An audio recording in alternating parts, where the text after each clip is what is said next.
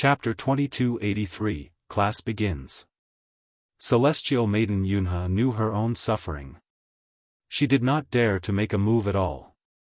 It was as if what she was facing was not a person, but rather a ferocious primitive beast. Once she made a move, she would be facing a terrifying counter, and would lose her life in an instant. And with her aura tightly locked down on, she did not dare even open her mouth, fearing that it, too, would result in an attack from Ling Han. Droplets of sweat streamed down her forehead, and her whole body was completely damp. She felt incredibly weary. It was not a physical weariness, but a spiritual exhaustion. She really wanted to lie down and take a good rest, not wanting to move even a single finger. Even if everyone could not see the storm brewing under the surface between Ling Han and Celestial Maiden Yunhe, they only had to see the layer of cold sweat on Celestial Maiden Yunhe's forehead, and they knew that she was presently in an extremely disadvantageous position. They were all astounded. Ling Han hadn't even made a move, all right? Why did Celestial Maiden Yunhe look like she had just gone through a fight, and it had been an extremely difficult, great battle at that? She looked like she was close to death. Ling Han smiled slightly, and withdrew his aura. Instantly, he became harmless again. However, with the appearance of the demon race, he appeared slightly eerie and frightening. At this, no one dared to speak any further. Even an idiot would know that Ling Han was indescribably powerful, and Celestial Maiden Yunhe was not even capable of making a move. Celestial Maiden Yunhe breathed a sigh of relief. She finally understood that Ling Han had defeated Di Fei with a single move, not because the latter was too weak, but rather because Ling Han was too strong. This person's strength had even surpassed the range of Monarch Tears. However, it should be known that Monarch Stars would only emerge from the Dividing Soul Tier onward, and it was the final stages of the Dividing Soul Tier at that. How could there be Monarch Stars in the Severing Mundane Tier? A Monarch Tier was the strongest among them. With both of them being Monarch Tiers, why was there such a huge gap between them? She composed herself, and said, "Everyone, please board the carriage. It is time that we should set out towards the 100 Battles Academy." No one spoke, and everyone merely boarded the carriage in silence. They were still in utter astonishment at how powerful Ling Han was. This carriage of Celestial Maiden Yunhe was extremely spacious. There was absolutely no problem even if over a dozen people boarded it together. Everyone sat down on the seats, appearing very reserved. From a certain aspect, this was also Celestial Maiden Yunhe's private domain. Ling Han boarded the carriage, and with a sweep of his gaze, he strode forwards with absolutely no reservations, and planted himself on the soft couch. It was naturally this that was the most comfortable seat here. Immediately, everyone turned to look at him, gritting their teeth and pursing their lips. That was Celestial Maiden Yunhe's private couch, and you actually dared to sit on it. Isn't this an offense to the beauty? Ling Han did not take the expressions of the masses to heart at all. He simply switched to a more comfortable position, crossing his legs. In fact, even his shoes were touching the sheets. Even if Celestial Maiden Yunhe had already experienced this once, she still wanted to thrash Ling Han now. This guy was really too despicable. She had made up her mind, once Ling Han disembarked from the carriage, she would immediately discard this soft couch. However, seeing how Ling Han grabbed a towel from beside the couch to wipe himself, Celestial Maiden Yunhe almost passed out in fury. That was her personal towel. Not too long ago, she had just used it, and now Ling Han wiping himself with it was equivalent to indirect intimate contact between the two of them, causing a murderous urge to rise up in her. Everyone remembered the name Ba. They had understood by now. There was no way that they could possibly match Ling Han. They could only anticipate the big shots in the 100 Battles Academy would make a move after they enrolled, or maybe those elites that had already advanced into the 7th Lotus would do so. On the journey, everyone was especially quiet. The carriage rocked and swayed for half a year until it finally stopped, and Long Tu's voice rang out from outside. "Master, we have reached the 100 Battles Academy." Everyone breathed a sigh of relief. They had finally arrived, and there was no further need for them to face Ling Han. They had really been under enormous stress. They hurriedly alighted from the carriage, while Ling Han was the second last to disembark. When he had gotten off the carriage, Celestial Maiden Yunhe's irritated voice rang out. "Long Tu, discard everything that is in my carriage." Right, it was not just Ling Han. She had also developed a grudge against everyone else. Long Tu did not understand, yet could only obey. How could he possibly dare to question her commands? The 100 Battles Academy was built at the foot of a mountain, with structures that stretched outward. There were a considerable number of greatly differing building styles among them. One was the style of the demon race, simple and crude, wild and primitive. Another was the style of the angel race, filled with luxury and unnecessary lavishness. Even a small house would be built with all effort and the best materials. There were also multiple caves, eerie and frightening. Those were allocated for the insect race. There were also stretches of forest, with the main colors being white and gold. This was to accommodate the holy beasts. Ling Han and the others entered into the academy. Celestial Maiden Yunhe made arrangements for them, so someone from the academy came out very soon, and conducted a selection process for them. Only those that had reached King tier at least would be qualified to become disciples of the 100 Battles Academy. Ling Han's heart was a little heavy because the King tiers of the foreign realm numbered far more than in the celestial realm. With just the numbers he had seen, there were astonishingly many of them, and in the greater environment of the entire foreign realm, this was definitely just a drop in the ocean. The overall level of this realm was higher than the celestial realms, so it could accommodate more prodigies and elites. Ling Han passed very easily. He was a monarch tier, and he would definitely be treated with great regard even in the forces of an 18th Lotus ancestral king. At present, he was a member of the demon race, so he was naturally assigned to stay in the demon quarters, staying together with his companions, who likewise had red skin, honed heads, and tails. If Ling Han had been given the choice, he would have definitely chosen to stay in the angel quarters. They were at least easy on the eyes. The main theme of the demon quarters was fighting. It was like they were all filled with endless energy. Sometimes, there would not have been any conflict at all. They merely wanted to fight because they were in a good or bad mood. Ling Han could not care less, and simply lay down in his rooms to sleep, waiting for classes to start at the academy. He was truly very interested in the cultivation world and history of the foreign realm. Also, why did the foreign realm have to invade the celestial realm? It was clear that the celestial realm had an inferior overall level of cultivation, so what could they do even if they succeeded in their conquest?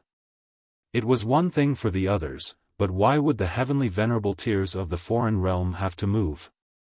They really could not gain any form of benefit. There must be something I don't know, Ling Han thought. This was also the reason why he wanted to come here. Several days later, there was information from the academy. Class would begin tomorrow, and the main lecturer was a 9th Lotus elite. After waiting patiently for a day, Ling Han went with a large number of his companions towards the plaza of the academy. In the 4 directions of north, south, east, and west, each zone was clearly separated. The demon race was on the east side, the angel race on the west side, the holy beasts on the south side, and the insect race on the north side. There was definitely no one who sat randomly. Ling Han's gaze swept over the masses, and he was secretly astonished. The number of king tiers and emperor tiers here was really astonishing, with their majestic life essence soaring sky high. Previously, in the neutral zone, he had killed a great many prodigies through deception. Initially, he had thought that it would be a severe wound to the foreign realm, causing a vacuum to appear in the next few billion years, but from the look of things now, he had really been too optimistic.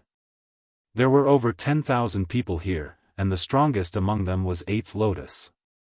In other words, they were immortal Palasteers, but there were not many of them.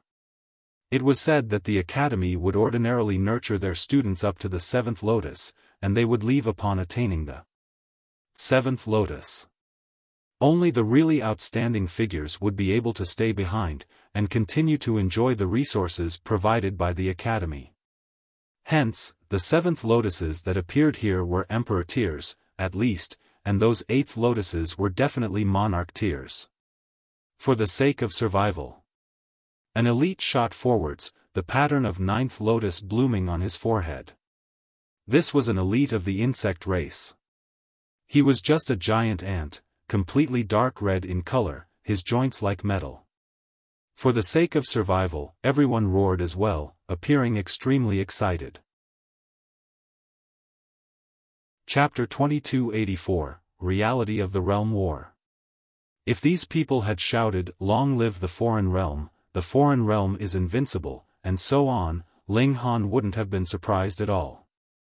However, to shout, "For survival." This was extremely baffling for Ling Han. Perhaps there was some inconceivable lie being told in the foreign realm? Instead of the foreign realm invading the celestial realm, perhaps they had been told that it was the celestial realm invading the foreign realm? Ling Han remained calmly seated. Right now, it was best for him to silently listen. "Do you know what kind of threat we're currently facing?" the 9th Lotus elite asked in an extremely solemn voice. Yes, everyone shouted. The 9th Lotus elite nodded, and continued, "The Dark Inverse Realm is currently attacking us. Their realm is higher in level than ours, and they possess innumerable elites. If they successfully breach our defenses, our only fate is to be massacred. Our realm will be engulfed by the Dark Inverse Realm. And our descendants will all be exterminated. Our existence will be comprehensively erased. So what's our final hope? Our final hope is to conquer that super low-level dimension, and to massacre its populace. Our realm can then engulf that super low-level dimension, and ascend to a higher level, allowing us to resist the Dark Inverse Realm. In fact, we might even be able to surpass the Dark Inverse Realm," everyone replied in unison. This clearly wasn't their first time engaging in such a conversation. Upon hearing this, Ling Han was so astounded that he could barely speak. As it turned out, the foreign realm was also in a similar position to the celestial realm. They were currently being invaded by another higher-level realm. Their defenses might collapse at any time, leading to a massacre of their populace. When their defenses collapsed, could anyone survive the ensuing onslaught? The solution to this dilemma was also extremely simple. They would destroy the celestial realm, and use it to raise the level of their realm. By doing so, they could then resist or even defeat the Dark Inverse Realm. As it turned out, the foreign realm had always been engaged in a war on two fronts. On the one side, they were at war against an invading realm, and on the other side, they were the assailants trying to invade the celestial realm. No wonder the heavenly venerates were so proactive. At the end of the day, it was all for the sake of survival. Hang on. Ling Han shook his head in his mind. Heavenly venerates were already transcendent above regulations, so just how much would they be affected if they resided in a different heaven and earth? No one knew the answer to this question. Perhaps they wouldn't be affected, or perhaps they would. However, even Ling Han himself could recultivate using the regulations of the foreign realm, so how was it possible that heavenly venerates couldn't? Heavenly venerates were unfathomably powerful, so even if the foreign realm were destroyed, heavenly venerates like heavenly venerate Qi Yen could still enter the Dark Inverse Realm, and live a leisurely life. After all, just take a look at the composed demeanor of the three heavenly venerates from the celestial realm. They couldn't care less about the perilous situation of the celestial realm. Instead, they embraced this opportunity to attack their rivals. Thus, there was definitely more to this than met the eye. However, it was a shame that this kind of secret naturally wouldn't be revealed to the masses. Only those in the highest positions could know. A sense of fatigue washed over Ling Han. What did it matter even if they could stop the foreign realm? Once the foreign realm fell to the dark inverse realm, the next in line to fall would be the celestial realm. Moreover, if even the foreign realm couldn't resist them, just what chance did the celestial realm have? In addition, the foreign realm always referred to the celestial realm as a super low-level dimension, yet they still couldn't defeat it after such a long time. From this, it was clear that their level wasn't much higher. The same could be said for the dark inverse realm. That being the case, how could they defend against an invasion from a medium-level or high-level realm? Just thinking about this was tiring. Would they have to battle forever, until the end of time? Ling Han shuddered, and his feeling of despair rapidly vanished. What replaced it was a boundless fighting spirit. If defeating the foreign realm were the end of his journey, would life not become a huge bore? Even though Ling Han had never admitted this before, he knew what he felt in his heart. In reality, he greatly enjoyed his current lifestyle. To continually challenge himself and take risks added excitement and flavor to his life. It was this kind of life that he desired, not an eternal and unchanging life. To battle against heaven, to battle against earth, and to battle against others. What boundless joy! A faint smile spread across his face. He brimmed with fighting spirit, and he could barely contain his urge to immediately charge into a higher-level dimension and battle to his heart's content. Moreover, the heaven and earth of the foreign realm is clearly more tolerant toward heavenly venerates. Regardless of whether heavenly venerate Qi Yen steps forward or attacks, the heaven and earth of the foreign realm has never targeted him. That being the case, might there exist beings transcendent above the heavenly venerable tier in higher-level dimensions? Ling Han mulled over this question in his mind. This wasn't impossible. Moreover, there was now evidence to support this speculation. Very well, the ninth lotus said. However, if we want to invade the celestial realm, we must first become accustomed to battling in their realm. The regulations of the two realms are different, though this won't affect weak cultivators like us. We won't be targeted by the heaven and earth of the celestial realm. However, it's a different story for those at or above the celestial king tier.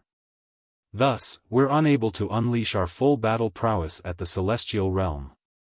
We must prepare for such a situation. Otherwise, engagement in this war might lead to your deaths. The audience had likely heard this warning many times before. However, they still nodded with solemn expressions. Once their invasion transformed into a full-scale war, they would charge into the celestial realm even if they hadn't become ancestral kings yet. They would accelerate the death of the celestial realm, thereby allowing the foreign realm to more quickly ascend in level. Today's lesson was nothing more than an opportunity to instill a sense of impending danger in everyone's mind. The dark inverse realm was waging an all-out war against them, and their situation was truly fragile and perilous. Only by conquering and engulfing the celestial realm could they be saved. As such, this was a righteous invasion. Ling Han was from the celestial realm, so he naturally wouldn't feel any sympathy for the foreign realm. Now, however, he at least knew why they insisted on invading the celestial realm.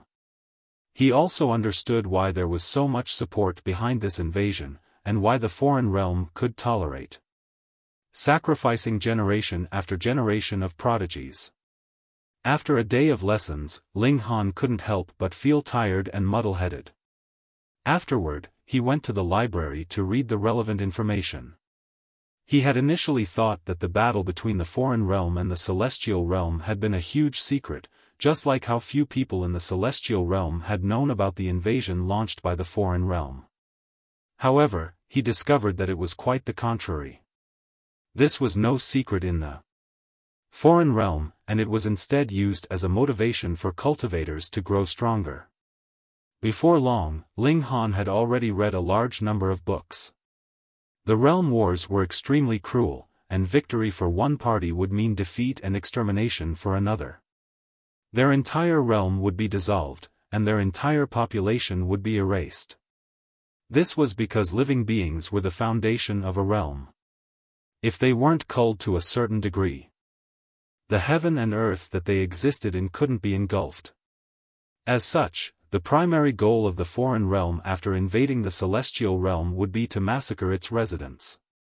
Afterward, the heaven and earth of the celestial realm would become extremely frail, allowing them to engulf it. When the two realms fused into one, the resulting realm would naturally be of a higher level. This also meant that a greater number of powerful beings could be born. Not only was the foreign realm invading the celestial realm, but the dark inverse realm was also invading the foreign realm. In reality, these realm wars had always been raging. In the past, heavenly venerates from the foreign realm had traveled to the dark inverse realm, and even to realms further beyond. They had discovered more secrets, and according to them, the entirety of the dimension was referred to as the Genesis world. There were countless realms, and they were divided into 4 levels: top level, high level, medium level, and low level.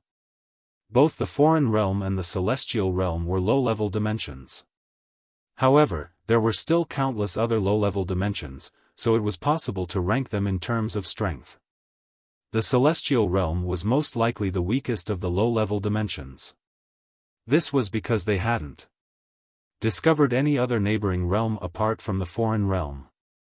Indeed, all ordinary realms would have 2 neighboring realms, one slightly stronger and one slightly weaker. If they didn't want to be engulfed by the stronger realm, they would only have one optionto engulf the weaker realm. Afterward, Ling Han discovered even more information. The celestial realm had only appeared 130 epochs ago, while the foreign realm had appeared 150 epochs ago. This was quite some difference. Chapter 2285, Invitation from Celestial Maiden Yunhe. Even though 130 epochs seemed like a long time, in the Genesis world, 130 epochs was truly an insignificant amount of time. According to rumors, the top-level dimensions had all existed for at least hundreds of millions of epochs. In comparison, the celestial realm couldn't even be viewed as a grandson. After birth, a realm needed an exorbitant amount of time to grow to a state of perfection. Thus, in reality, the celestial realm had only experienced a rich cultivation culture for around 20 to 30 epochs.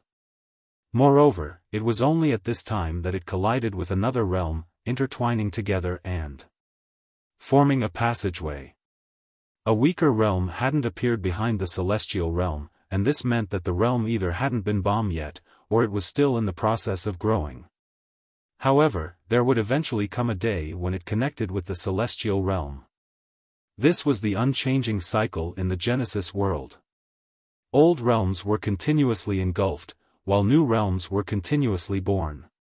On one side of the foreign realm, there was a connection point to the celestial realm, a platform from which they could launch their invasion.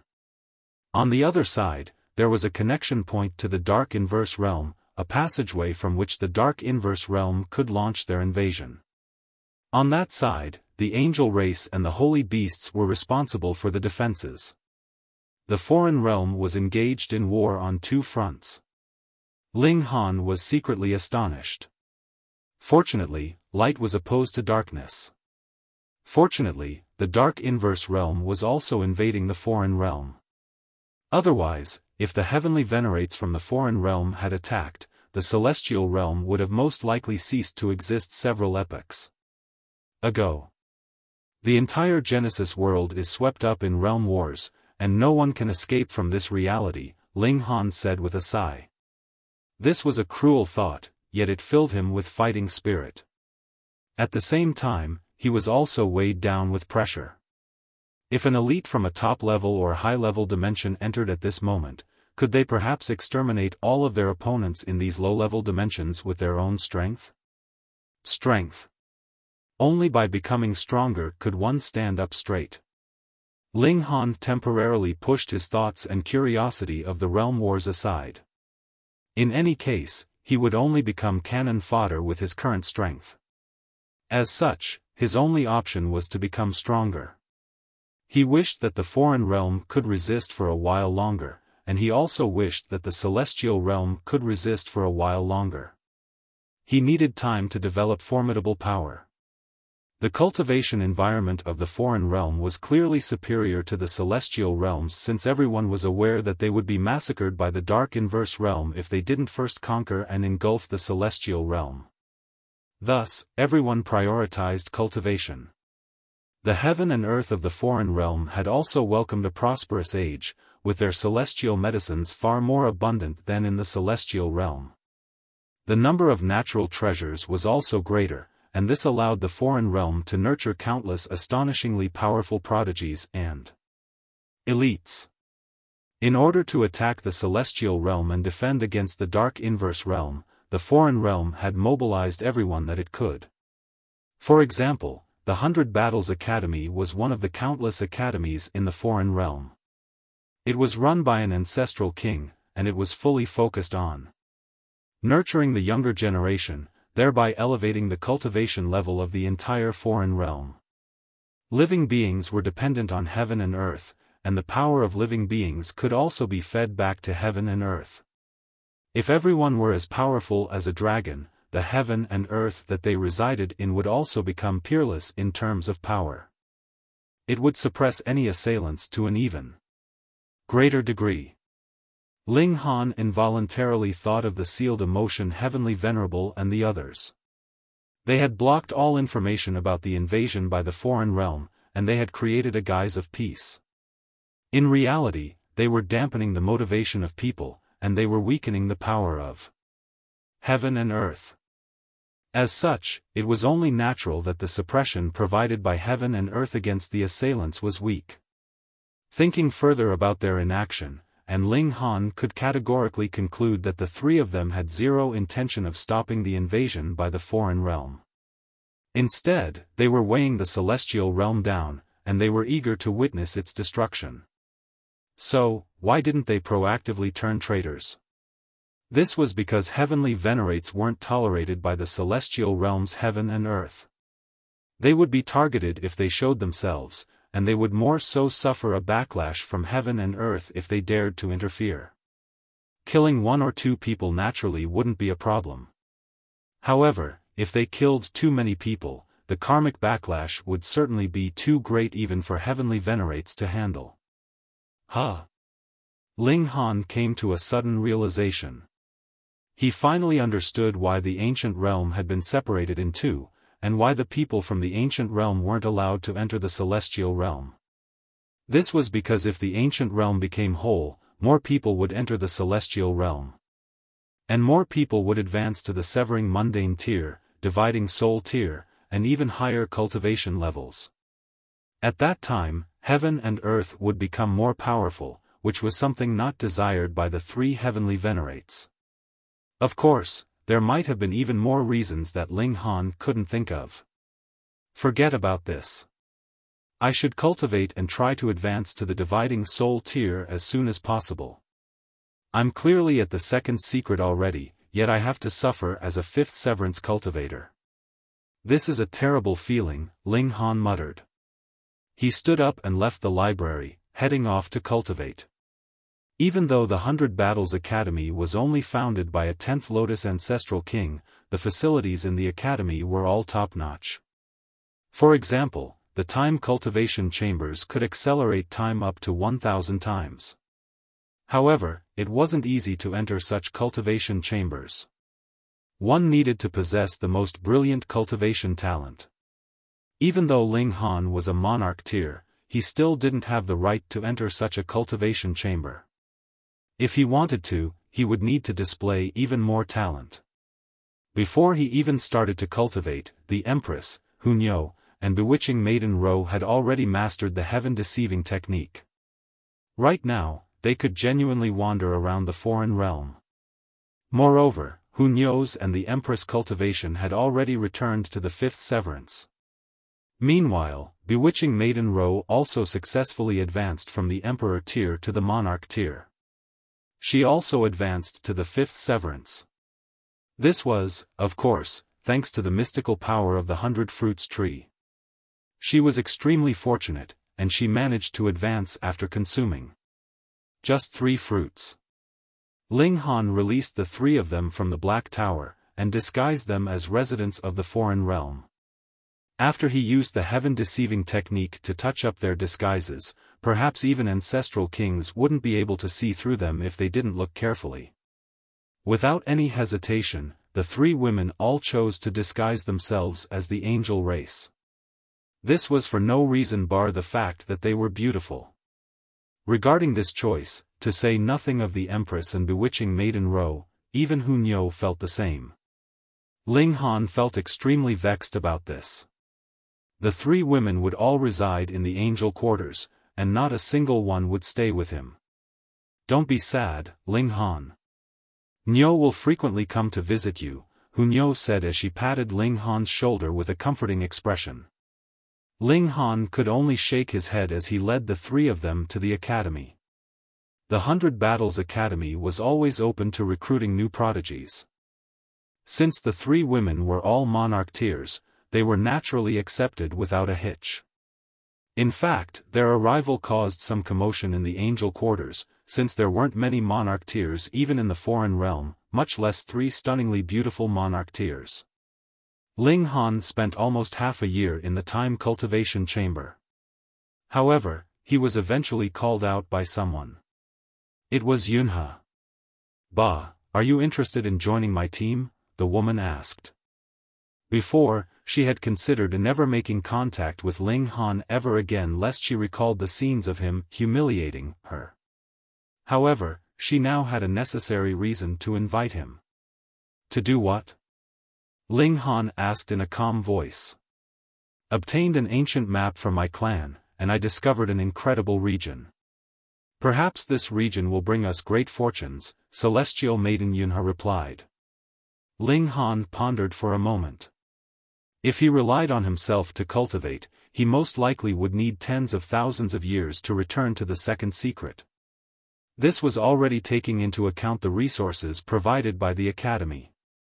However, if he obtained some natural treasures, this time would definitely be slashed by a great amount. He naturally wanted to return to the second secret as soon as possible. When are you heading off? He asked. If Brother Ba accepts my invitation, I'll go and contact a few more people. We can set off in around 10 days, Celestial Maiden Yunhe replied. Ling Han nodded in acknowledgement before returning to the time cultivation chamber to cultivate. Even if there were only 10 days left, he still wouldn't want to waste them. Celestial Maiden Yunhe couldn't help but feel gloomy. This man was actually so indifferent to her. There was nothing she could do about this. After all, he was a stinky bastard from the demon race who didn't know how to appreciate her beauty. This was how she consoled herself. Chapter 2286, Taken Fancy To. 10 days passed, and Celestial Maiden Yunhe arrived as promised. Ling Han left the academy with her, and after walking around in a huge circle, they finally entered a small forest where there were already a dozen or so people waiting. They were all beautiful members of the angel race. Upon seeing them arrive, 3 beautiful women from the angel race blinked at him in unison. However, this wasn't seen by the others. They were none other than the Empress, Hunyo, and bewitching Maiden Ro. Huh? Why did the 3 of them also come? They were all monarch tiers, so it wasn't strange that they had been invited by Celestial Maiden Yunhe. However, it was strange that none of them had come to tell him. Perhaps they had wanted to give him a surprise. In any case, upon seeing that Celestial Maiden Yunhe had actually invited a demon, the remaining people all wore expressions of displeasure. What was the meaning of this? Celestial Maiden Yunhe, why did you invite a demon to our party? A man asked. He had golden yellow hair, and his skin was as smooth and delicate as could be. In fact, it was perhaps more well-kept than that of most women. Celestial Maiden Yunhe had already predicted their displeasure, and she said with a faint smile, Brother Ba possesses extraordinary strength, so he'll definitely be a huge help for this adventure. Haha, He's nothing but an ugly demon, the man said in disdain. So what if he's a monarch tier? We have a total of 7 monarch tiers here. Upon hearing this, Ling Han couldn't help but sigh with emotion in his mind. The 100 Battles Academy was only one of almost 1,000 academies in the foreign realm, yet there were already 7 monarch tiers standing before him. The celestial realm simply couldn't rival this. It was no wonder that it was still the foreign realm that was attacking and comprehensively suppressing the celestial realm even after so many years. Han Feng, watch your words. Celestial Maiden Yunhe immediately said in warning. She had witnessed Ling Han's cold-bloodedness before, and she was also well aware of his heaven-defying power. She had been completely powerless before him. Celestial Maiden Yunhe, have you been deceived by this brat's bombastic words? The man sneered. Celestial Maiden Yunhe was a rising star in the angel quarters of the 100 Battles Academy. Before the arrival of Hunyo and the others, she had been a unique existence with no rival. Countless men had been enchanted by her. However, Celestial Maiden Yunhe had never given them the time of the day, much less become someone's partner. Now, however, she was actually being so friendly with a demon. That naturally caused them to feel dissatisfied. This man was simply the first to step forward. Celestial Maiden Yunhe furrowed her delicate brows. In reality, she was also extremely displeased with Ling Han. He had messed with her things without permission, and he also treated her with such apathy. If it weren't for his extraordinary power, and if it weren't for the fact that he could greatly increase their safety on this adventure, she definitely wouldn't have invited him. If you don't want to fight alongside Brother Ba, you're free to leave right away. I won't stop you, Celestial Maiden Yunhe said in a calm voice. Everyone exchanged glances, and their expressions of displeasure became even greater. They felt like Celestial Maiden Yunhe was favoring Ling Han far too much. No matter how they looked, they couldn't see any redeeming qualities in the demon. Brother Ba, is it? I want to ask for some advice, the man said. He glanced at Ling Han, and his lips curled up in a light smile. Ling Han looked at Celestial Maiden Yunhe, and asked, "It's fine if I kill a fool like him, right?" Celestial Maiden Yunhe hurriedly shook her head, saying, Han Feng is the young master of the Golden Sun clan, so please go easy on him, Brother Ba. Oh, okay then, Ling Han said with a smile. Upon hearing this, the angels became even more displeased. They had yet to fight, but the two of them had already concluded the victory of the demon in advance. How preposterous was this? After all, Han Feng was also a 5 Leaves monarch tier. Even if there were a power gap between monarch tiers, it wouldn't be so great, would it? Very well. Very well. The man said with a dark expression. He directly retrieved a glowing treasured sword which almost looked as if it were transparent. With a shake of his hands, 10 symbols instantly materialized on the sword. 10-symbol treasured tool, everyone exclaimed. In the foreign realm, the power of treasured tools was completely decided by the number of symbols that decorated them. However, at the 6th lotus, the upper limit was only 10 symbols. Even so, it was still extremely difficult to achieve. The materials needed and the skill requirement of the weaponsmith were far too great. Even though they were all Emperor tiers or Monarch tiers, it was still extremely difficult for them to obtain 10-symbol treasured tools. Generally speaking, they would only possess 8-symbol treasured tools. Even 9-symbol treasured tools were extremely rare. Han Feng had retrieved a 10-symbol treasured tool right away, and this was a clear sign that he was indeed burning with fury. He wanted to defeat Ling Han in a single strike. Come! With the treasured tool in hand, Han Feng instantly became filled with confidence. With his might as a monarch tier and the power of this 10-symbol treasured tool, it was only natural that he was now invincible. Since you're asking for a beating, I'll satisfy your itch, Ling Han said in a calm voice. With a casual wave of his hand, he pressed down at the man. Audacious, the man said with a humph. He raised his sword, and slashed down at Ling Han. Wang! There was a brilliant flash of light. Ling Han didn't pay any heed to this, and his hand continued to press down. Pa! The sword light instantly crumbled, and Ling Han's hand was like a mountain as it pressed Han Feng to the ground. Han Feng lay sprawled, his face buried in the ground. Everyone was stunned. Han Feng had been defeated in a single exchange. One had to realize that he had retrieved a 10-symbol treasured tool, which could greatly increase his battle prowess. Yet, he still couldn't block a single strike from Ling Han. Celestial Maiden Yunhe seized this opportunity to ask, I take it that no one doubts Brother Ba's strength anymore? Even though she had already been aware of Ling Han's strength, this scene still caused her heart to waver. Everyone was speechless. If Ling Han were from the angel race, they would definitely walk up to him with delight. He would be like a shining star. Now, however, they only felt increasingly jealous of Ling Han. He was only a mere demon, so how could he be so freakish? Welcome to the team, Brother Ba, a man said with a smile. However, his smile was extremely forced. They exchanged glances, and they already reached a tacit understanding. Afterward, they would isolate Ling Han, and give him the silent treatment. Fortunately, even though Celestial Maiden Yunhe had seemingly fallen to him, there were still 3 stunningly beautiful women on the team. None of them was inferior to Celestial Maiden Yunhe. Let's head off, Celestial Maiden Yunhe said with a wave of her hand. After setting off, she introduced the other team members to Ling Han. Ling Han didn't pay any heed to the others, but he couldn't help but laugh out loud when he heard the names of Hunyo and the others. One was called Nyo, one was called Xing, and one was called Ro.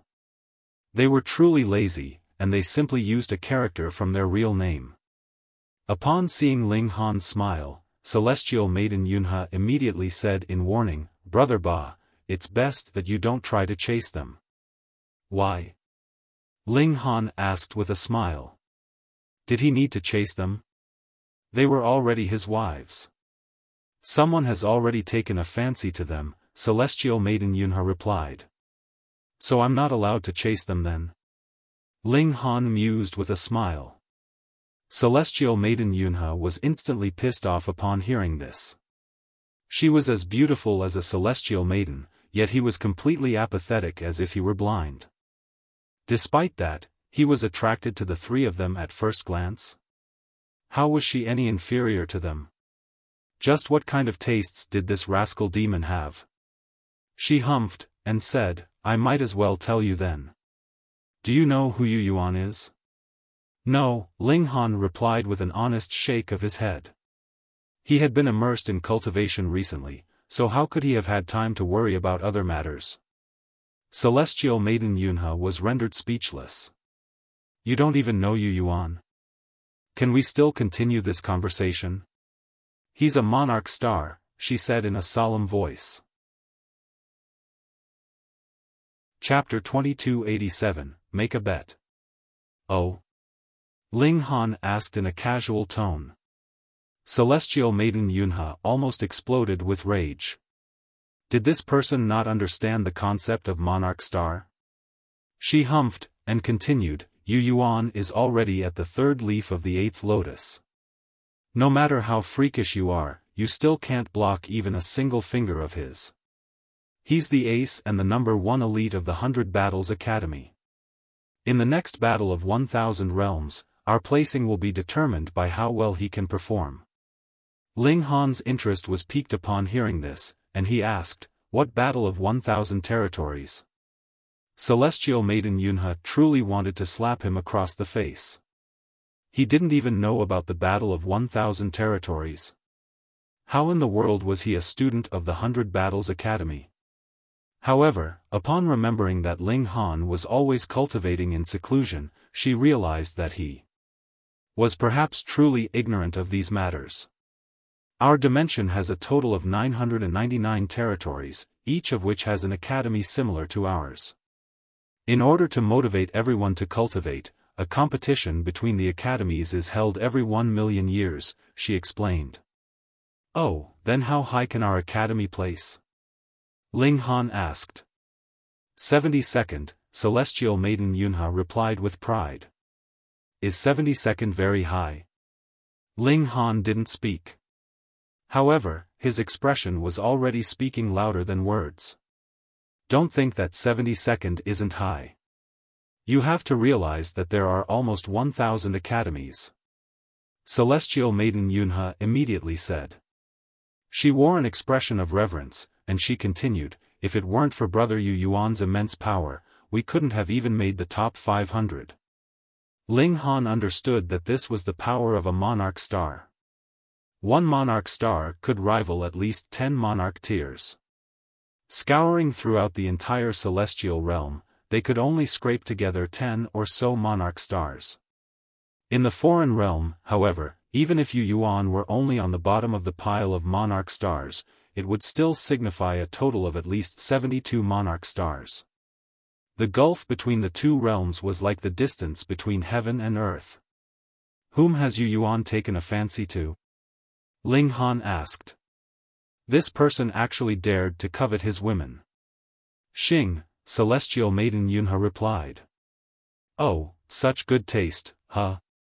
Even though the three women had all donned disguises, the Empress' powerful aura was simply impossible to alter. She was still noble and aloof. To supreme prodigies like Ling Han and Yu Yuan, she was as attractive as could be. Ling Han nodded, and said, I'll remember this. Next time I encounter him, I'll definitely pummel him until he abandons his preposterous thoughts. Celestial Maiden Yunhe was rendered speechless. She had told Ling Han about this in the hopes that he would understand that Hu Niu and the others were off-limits. To her disbelief, however, Ling Han reacted in a manner completely opposite to her expectations. He was now in competition with Yu Yuan. What about the other two?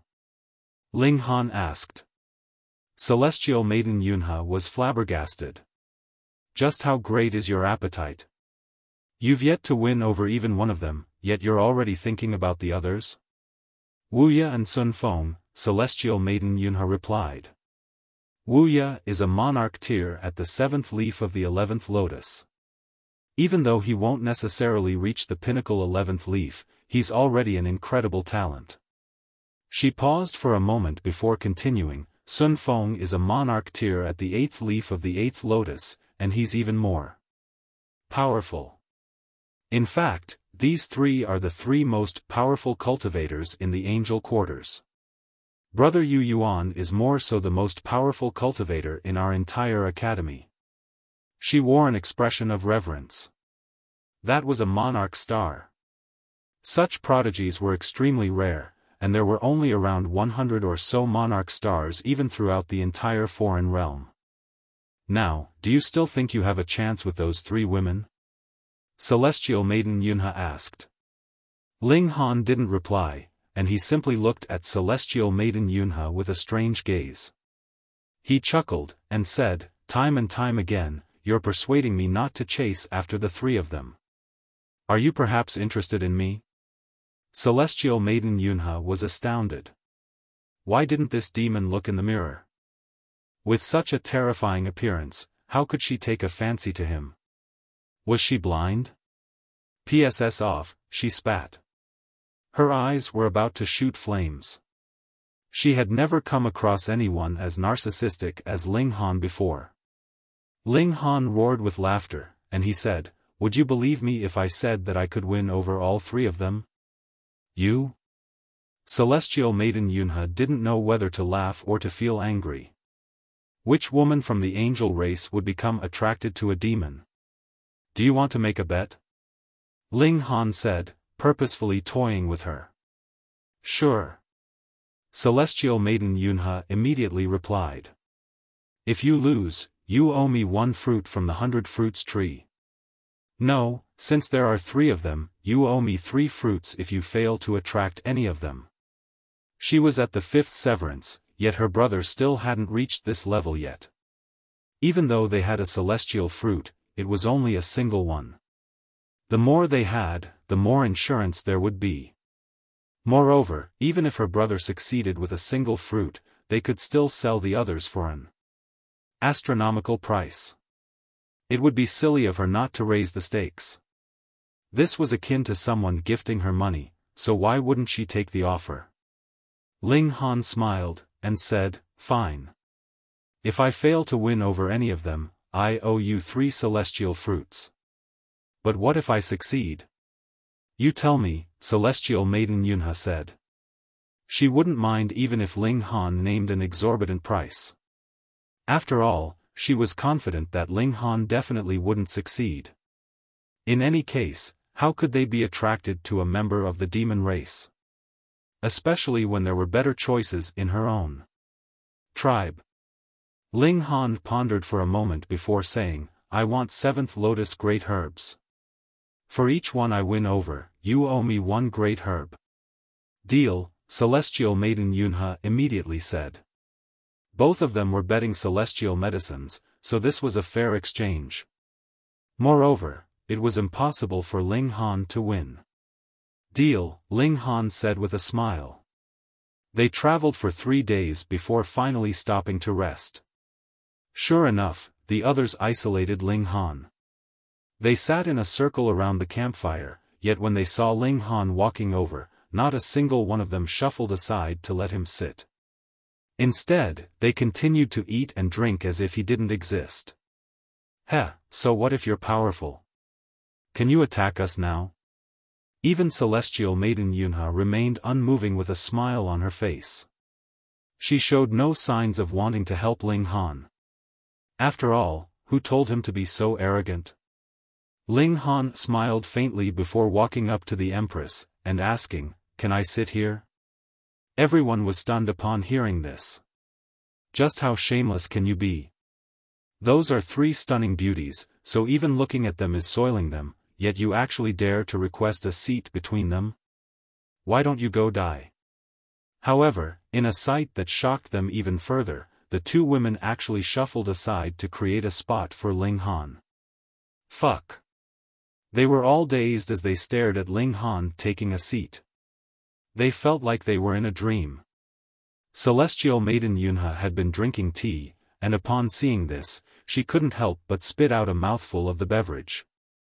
She then broke into a fit of coughing. Ling Han had claimed that he could win over all 3 women. Even though this couldn't be counted as a success, he was still at least already halfway to success. Otherwise, who would let a stinking man sit between them, much less a stinky insect from the demon race? Everyone was overcome with agonizing grief. Just how breathtakingly beautiful were Ro and Xing. Yet, for some inexplicable reason, they submitted to the lustful request of this demon. They truly wanted to smack themselves to death with a piece of tofu. Fortunately, Nyo was pouting in clear displeasure. It was very likely that she had developed a strong resentment toward Ba. Nyo is unhappy now. Hu Nyo said in bitterness. "Sit next to Nyo. Sit next to Nyo," she shouted as she patted the space next to her. Holy fuck. Everyone choked and spluttered upon hearing this. Just then, they had still thought that Hu Nyo would definitely develop resentment toward Ling Han. As it turned out, however, she was actually jealous that Ling Han hadn't chosen to sit beside her. Ling Han laughed, and said, "Come, sit on my lap." Hu Nyo's displeasure instantly transformed into delight. She then stood up before jumping into Ling Han's embrace, finding a comfortable position to sit in. She wore an expression of happiness and comfort. Everyone else. Chapter 2288, Swindling Others. Who would have imagined that 3 breathtaking monarch-tier beauties would actually be won over by an ugly and pig-like demon? This was simply illogical. Ling Han toured around to raise his eyebrows at Celestial Maiden Yunhe as if he were telling her to uphold her side of the wager. She now owed him 3 celestial medicines. The others didn't know about their bet, so they instantly became so infuriated that they wanted to bash him to death. He had already won over 3 supreme beauties, yet he still wanted to flirt with Celestial Maiden Yunhe? Meanwhile, as a woman, Celestial Maiden Yunhe refused to believe that female monarch tears would fall in love at first sight. This was especially so since the protagonist was of the demon race. Not only that, but all three of them had fallen for him in unison. She came to a realization, and she asked, "You were already acquainted, am I right?" Ling Han roared with laughter. He clapped his hands, and said, "Yes, indeed. How smart of you." Even though she was being praised by Ling Han, Celestial Maiden Yunhe didn't feel a shred of happiness at all. This was because she had still lost 3 celestial medicines to Ling Han. No, she had been swindled out of 3 celestial medicines. Ling Han had purposefully led her into a trap. She was extremely angry, yet she couldn't help but admire Ling Han's ability. As a demon, he had actually won the hearts of 3 stunningly beautiful angels. He was truly a god of relationships. Everyone was still eating, yet it was as if the food was all tasteless. The 4 stunning beauties had all been won over by Ling Han, and just thinking about this pained their souls. However, prodigies were prodigies, after all. After finishing their meal, they composed themselves and set off again. Nothing was as important as nurturing their own strength. Moreover, Hunyo and the others had already caught the eyes of Yu Yuan and the others. As such, when they returned to the academy, Yu Yuan and the others definitely wouldn't stand idly by as Ling Han embraced the women left and right. They continued to advance. At times, they would enter regions that were fluctuating with the regulation of light, and they would enter regions that were fluctuating with the regulation of darkness at other times.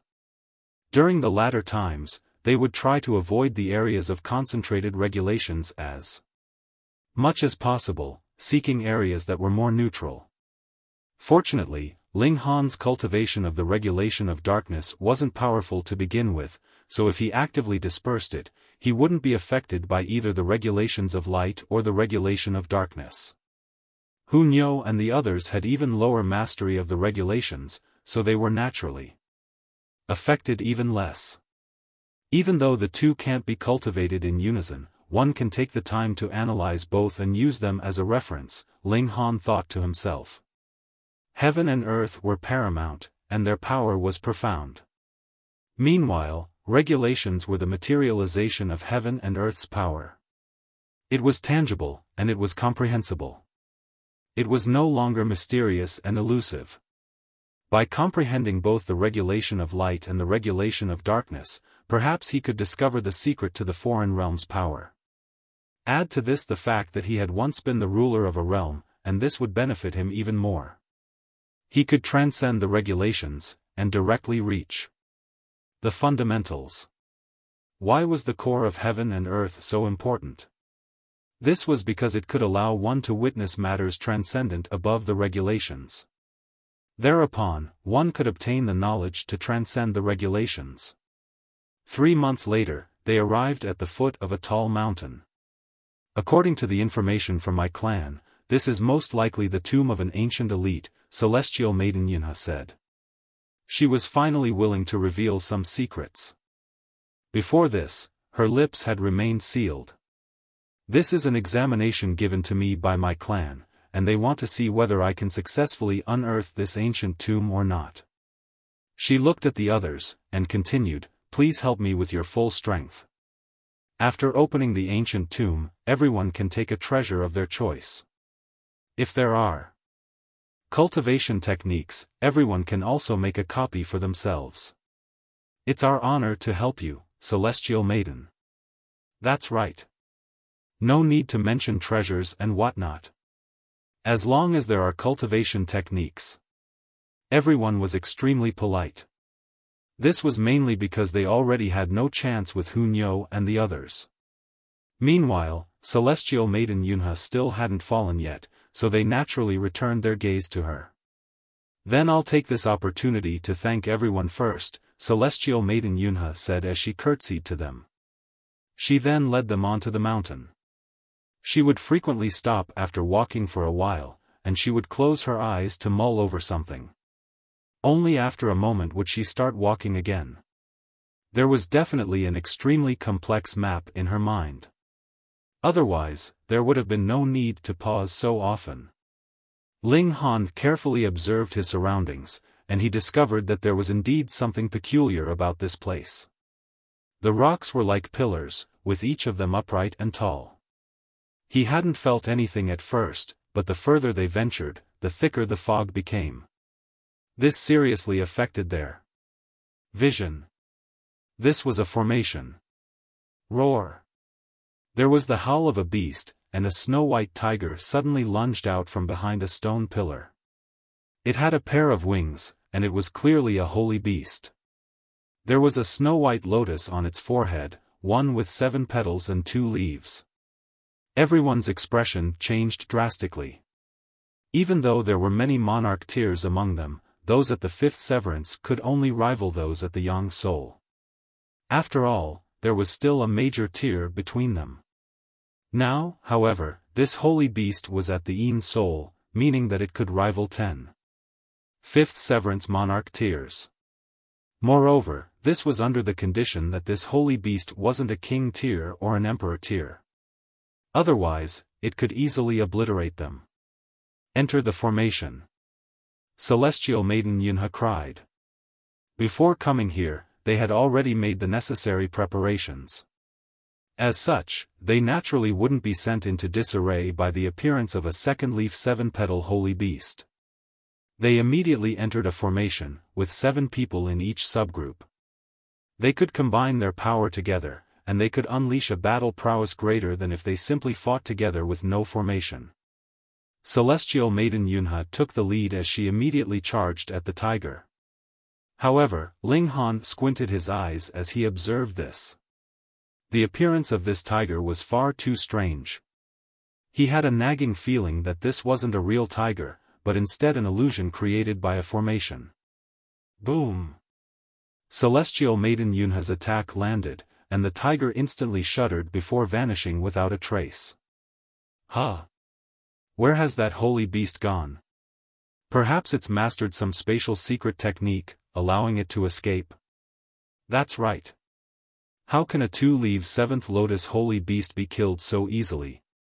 They didn't dare to drop their guard, and they all remained extremely vigilant and careful lest the holy beast suddenly appeared and attacked them again.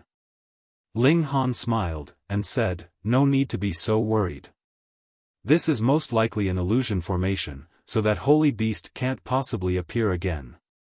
How conceited, the others said with a shake of their heads. Which part of that holy beast looked fake?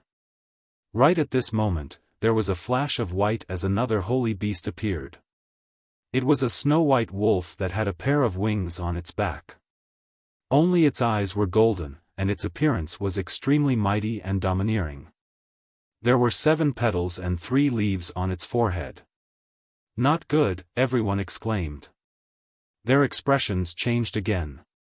They could rival 2-leaf 7th lotus elites, yet those at the 3rd leaf were far too powerful.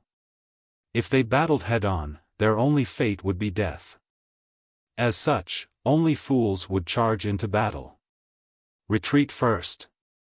Celestial Maiden Yunhe hurriedly shouted. Everyone retreated, and only Ling Han remained unmoving. The white wolf roared as it lunged at Ling Han. Ling Han stood with his hands clasped behind his back, completely ignoring the holy beast. Whoosh! The white wolf landed upon him, yet it directly passed through his body. It was as if Ling Han were transparent. It's genuinely an illusion, everyone exclaimed in astonishment. They then looked at Ling Han in respect and admiration. They truly hadn't discovered anything wrong with the white wolf. The gulf between their observation skills was extremely clear. Ling Han simply wore a faint smile. It was more so a sixth sense that had told him that the holy beast was fake. Moreover, he hadn't possessed this kind of sixth sense before.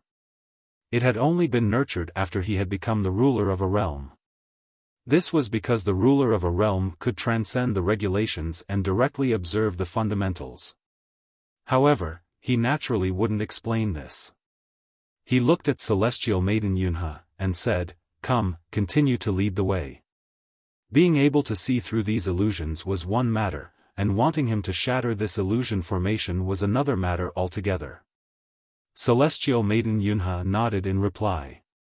At the same time, she breathed a sigh of relief in her mind. Fortunately, she had invited Ling Han to come along, or they would have been greatly troubled by these illusions of holy beasts, and they might have even chosen to give up and leave. She analyzed the map in her mind before setting off again. Chapter 2289, Another Group of People. This time, regardless of what holy beasts appeared, and regardless of how powerful they were, everyone ignored them as they bravely marched forward. This greatly increased their speed, and they walked out of the illusion formation in just an hour. A deep cave appeared before them. However, they immediately frowned when they arrived. This was because there was already another group of people standing before the cave. Huh! Upon noticing Ling Han and the others, the group of people also turned around to look at them. There were 7 people in total, with 7 men and 2 women. Moreover, they were all from the demon race. "Why have you people come here?" someone from the group asked. "I should be the one asking this question," celestial maiden Yunhe said in a solemn voice. A demon stepped forward, and said, "Oh, you're celestial maiden Yunhe from the Jilua clan, right?" Judging by the others' reactions, this demon was most likely their leader. Celestial maiden Yunhe observed them for a while before saying, "Jianying from the Baoyu clan?" "That's me," the demon said with a nod. He exuded a domineering aura as he stood with his hands clasped behind his back. Celestial maiden Yunhe's expression tensed up, and she whispered to her companions, "The Baoyu clan is a powerful 9th Lotus clan, and Baoyu Jianying is more so a prodigy of the younger generation. Right now, he's studying at the 9 Soaring Academy." 9 Soaring Academy? Expressions of fury spread across everyone's face. Around 1 million years ago, Yu Yuan had been defeated by a freak from the 9 Soaring Academy. It was because of this that they could only place 72nd. Otherwise, the 100 Battles Academy could have ranked even higher.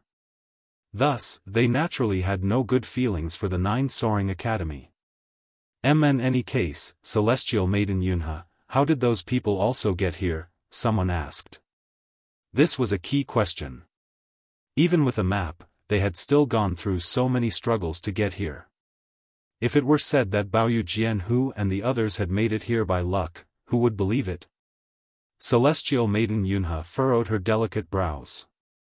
After a moment, she said, "The Jilua clan obtained the map from an auction. However, they sold several copies of the map, and the Baoyu clan also obtained one." Everyone frowned upon hearing this. The ancient tomb was indeed dangerous, but the greatest dangers in life often came from other living things. "Oi, dude over there, are you trying to lose the face of our demon race? You're actually teaming up with a bunch of angels," someone said to Ling Han. Their voice was filled with disdain. Indeed, angels were opposed to demons, and it would already be a good outcome if they didn't fight. Mingling together was nothing short of a miracle. Ling Han grinned, and said, "And what are you going to do?" A demon leaped forward. His face was twisted with malice and rage, and he shouted, "Fuck, I'm going to kill you, you degenerate." Meanwhile, the angels beside celestial maiden Yunhe continued to chatter and laugh. They had their arms crossed before their chests, and it was as if this had completely nothing to do with them. First of all, this was an internal conflict between demons, so it indeed had nothing to do with them. Second of all, Ling Han was far too powerful, so they didn't need to help him at all. Even celestial maiden Yunhe showed no signs of interfering. She simply turned to Baoyu Jianying, and said, "Control your own people. Otherwise, don't run to me in regret afterward." Baoyu Jianying sneered in reply. He simply disregarded this as celestial maiden Yunhe making an empty show of strength. Seeing no opposition from Baoyu Jianying, the demon immediately lunged at Ling Han. With a pressing motion, his hands transformed into a mountain of arrows. Whoosh! Tens of thousands of arrows whistled forward, yearning to pierce Ling Han and kill him. Pa! Ling Han casually swung his palm, upon which the demon was sent flying backward. He tumbled through the air, violently spitting blood and teeth as he did so. So you're actually a monarch tier? Baoyu said in a solemn voice. The demon who had been sent flying was a fourth severance emperor tier. Meanwhile, it was during the fifth severance when a monarch tier would possess the greatest advantage over an emperor tier.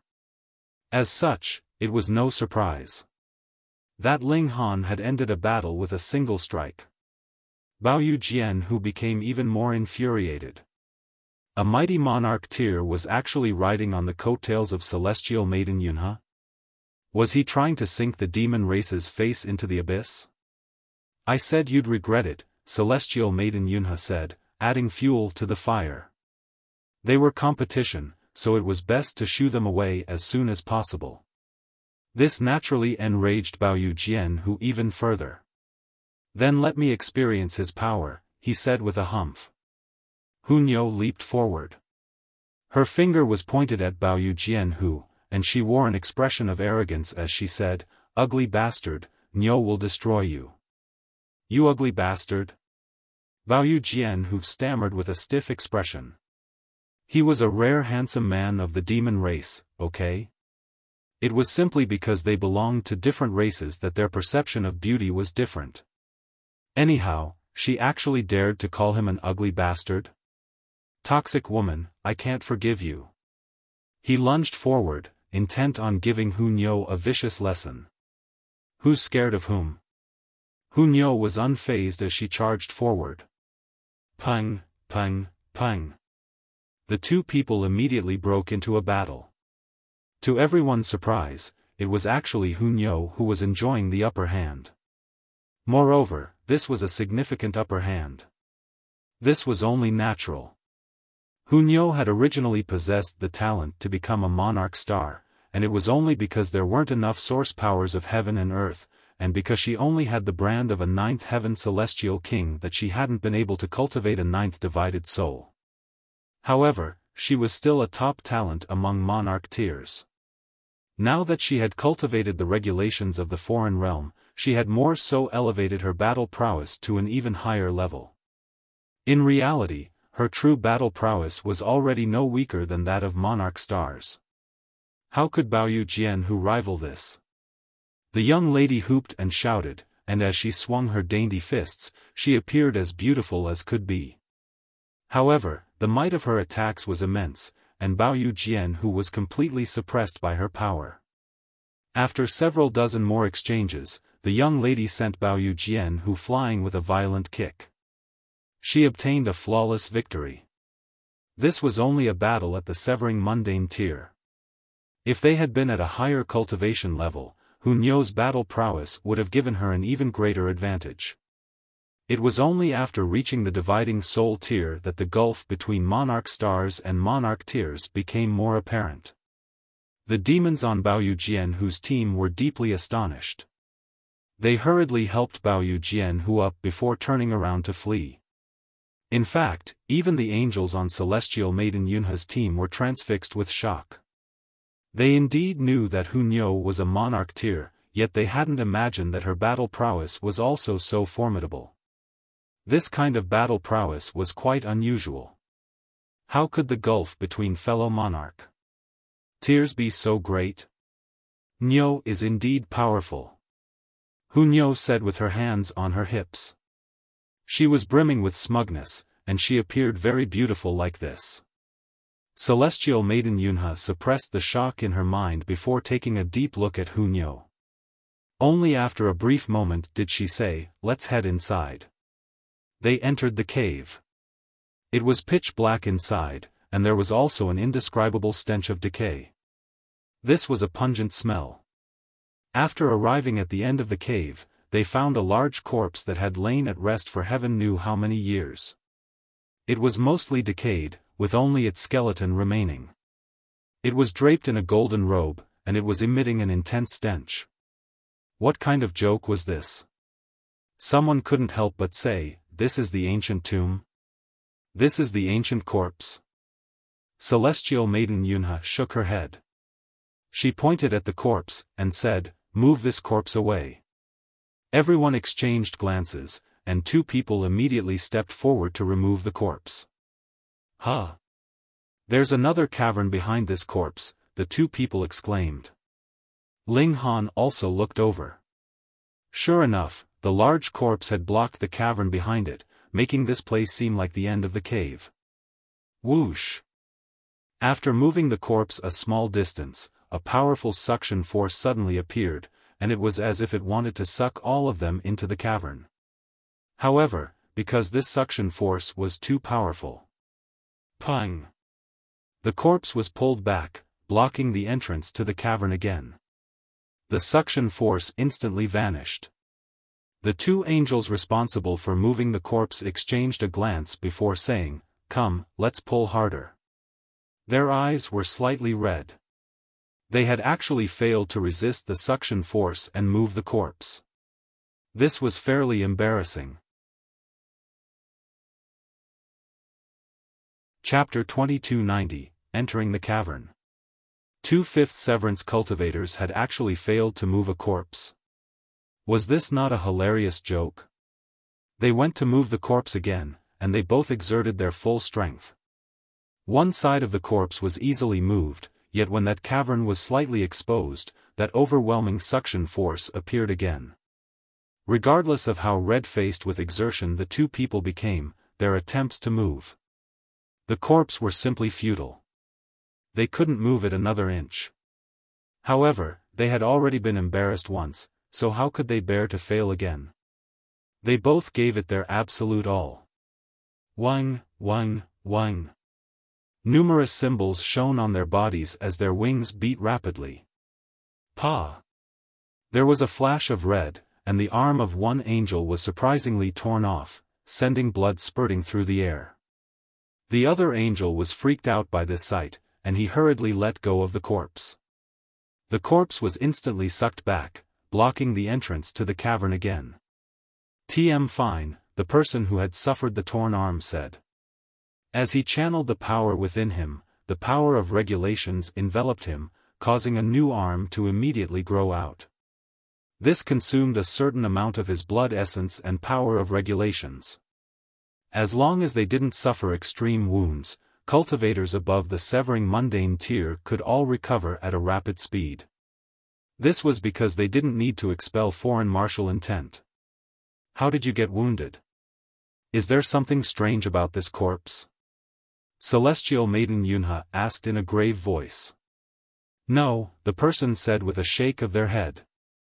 Slightly embarrassed, he continued, I exerted too much strength, and it was because of this that I lost my arm.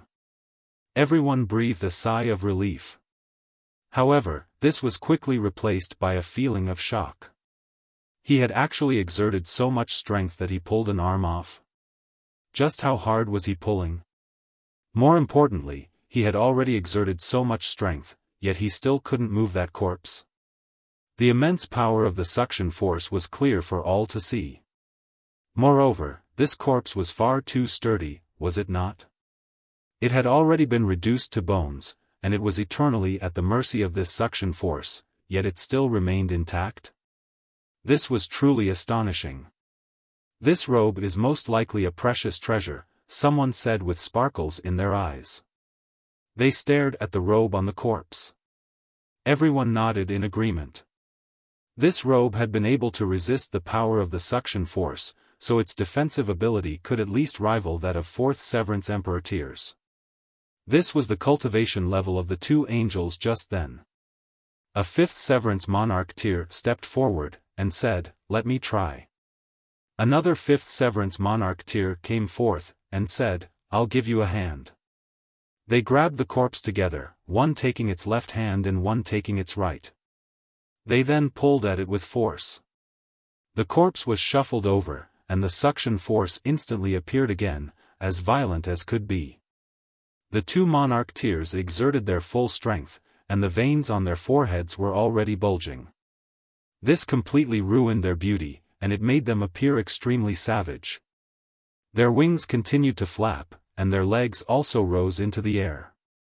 However, even though the corpse was easy to move, trying to completely move it aside was as difficult as ascending the heavens. It was almost an impossible task. In order to avoid a similar fate to the angel before, they quickly abandoned their attempt. How can this be? Everyone asked in shock. How in the world could they enter? Even though they could create a small opening, what would they do if they were sucked in? After all, who knew what kinds of dangers lay inside? This place was filled with an eerie air, so who would be silly enough to believe that a paradise lay inside the cavern?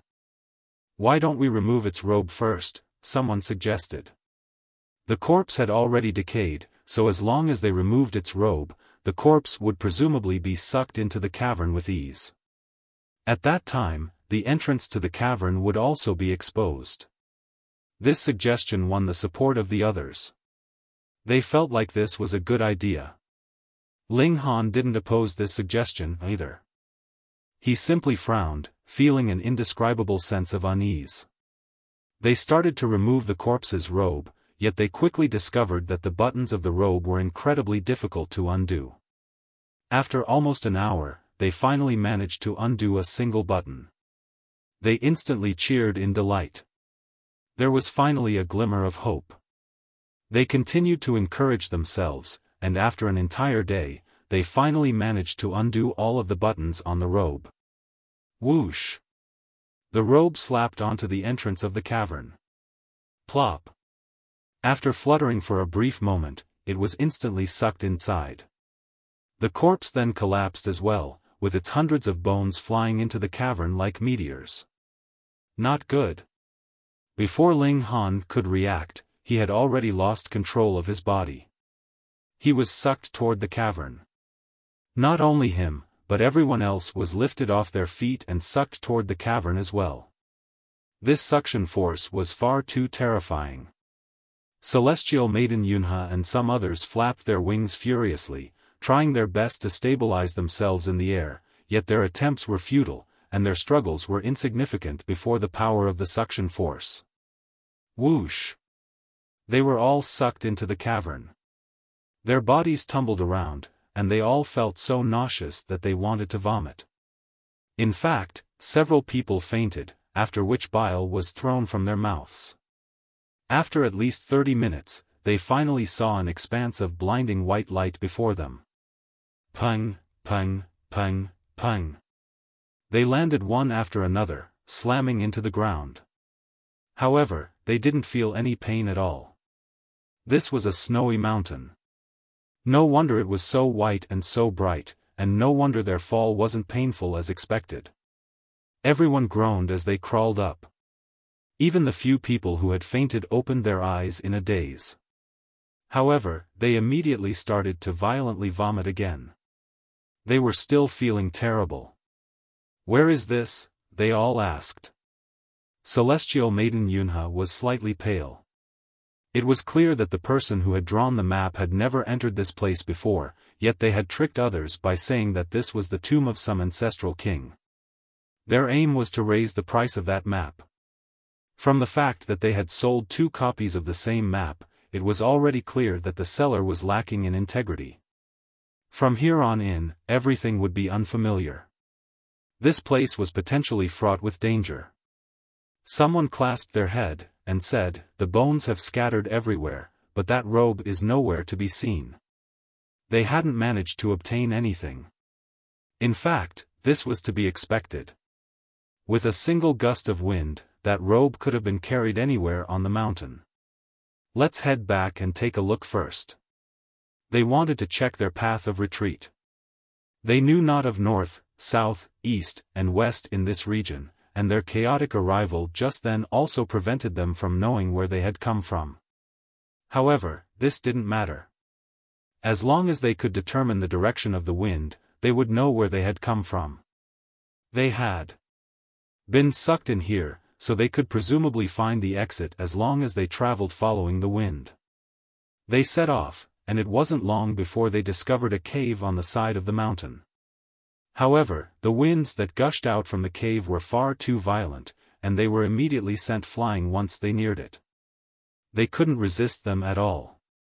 After several tries, they had no option but to dejectedly give up. With their current strength, they had to admit that they couldn't overcome the power of these winds. We have no option but to find another exit. They observed their surroundings. It was a sheet of white, and they couldn't see any other color. Let's go. Perhaps we can still find that robe. This was at least some motivation. Just as they were about to set off, a loud screech of an eagle suddenly traveled over from the sky. They all looked up, only to see a mighty vulture soaring through the sky. Its wingspan measured 30 meters, and even though this was insignificant compared to those colossal monsters, it was radiating with an aura that instilled chilling fear in one's mind. The silver vulture also noticed them. It shot a glance at them, and this caused everyone's heart to shudder. They felt indescribably terrible. This holy beast is incredibly powerful. It's at least at the 8th lotus. Their expressions changed drastically. If they were targeted by an 8th lotus holy beast, and if they had no path of retreat, their only option would be death. Where do we flee? Chapter 2291, Youth. The silver vulture gave a violent screech as it instantly folded its wings and swooped down. Its wings cut through the air like sharp blades, creating a vacuum in its surroundings. It was as quick as lightning. Go to the cavern entrance. Ling Han shouted. At the same time, he grabbed Yunhe and the others as he immediately dashed away. The others all faltered briefly before immediately coming to their senses. They also ran back to the cavern entrance. The silver vulture forcefully beat its wings, changing its rapid dive into a quick glide. It then extended its claws, grabbing at Ling Han and the others. It was truly a powerful holy beast. It was clearly still dozens of meters away from them, yet the permeation of its terrifying might was so overwhelming that they felt as if their skin were about to tear. Only Ling Han was unfazed.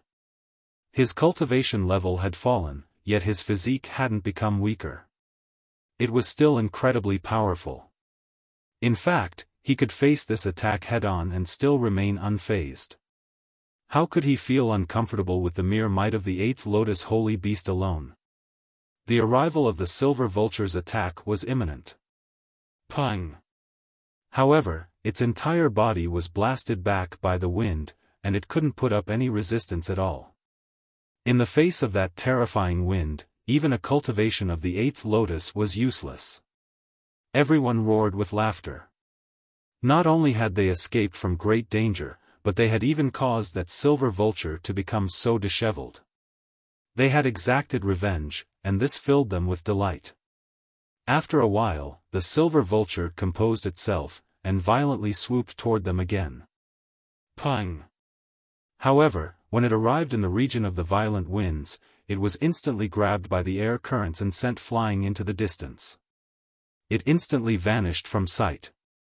Big bird, why don't you come again, huh? Yunhe waved her arms at the large vulture, provoking it to attack again. Come on, we're waiting for you here, the others also shouted in a mocking tone. The silver vulture circled in the sky. However, it didn't make any reckless moves to attack them again. It had already developed deep apprehension for those powerful winds. It attempted to attack them several more times, yet it ultimately chose to give up.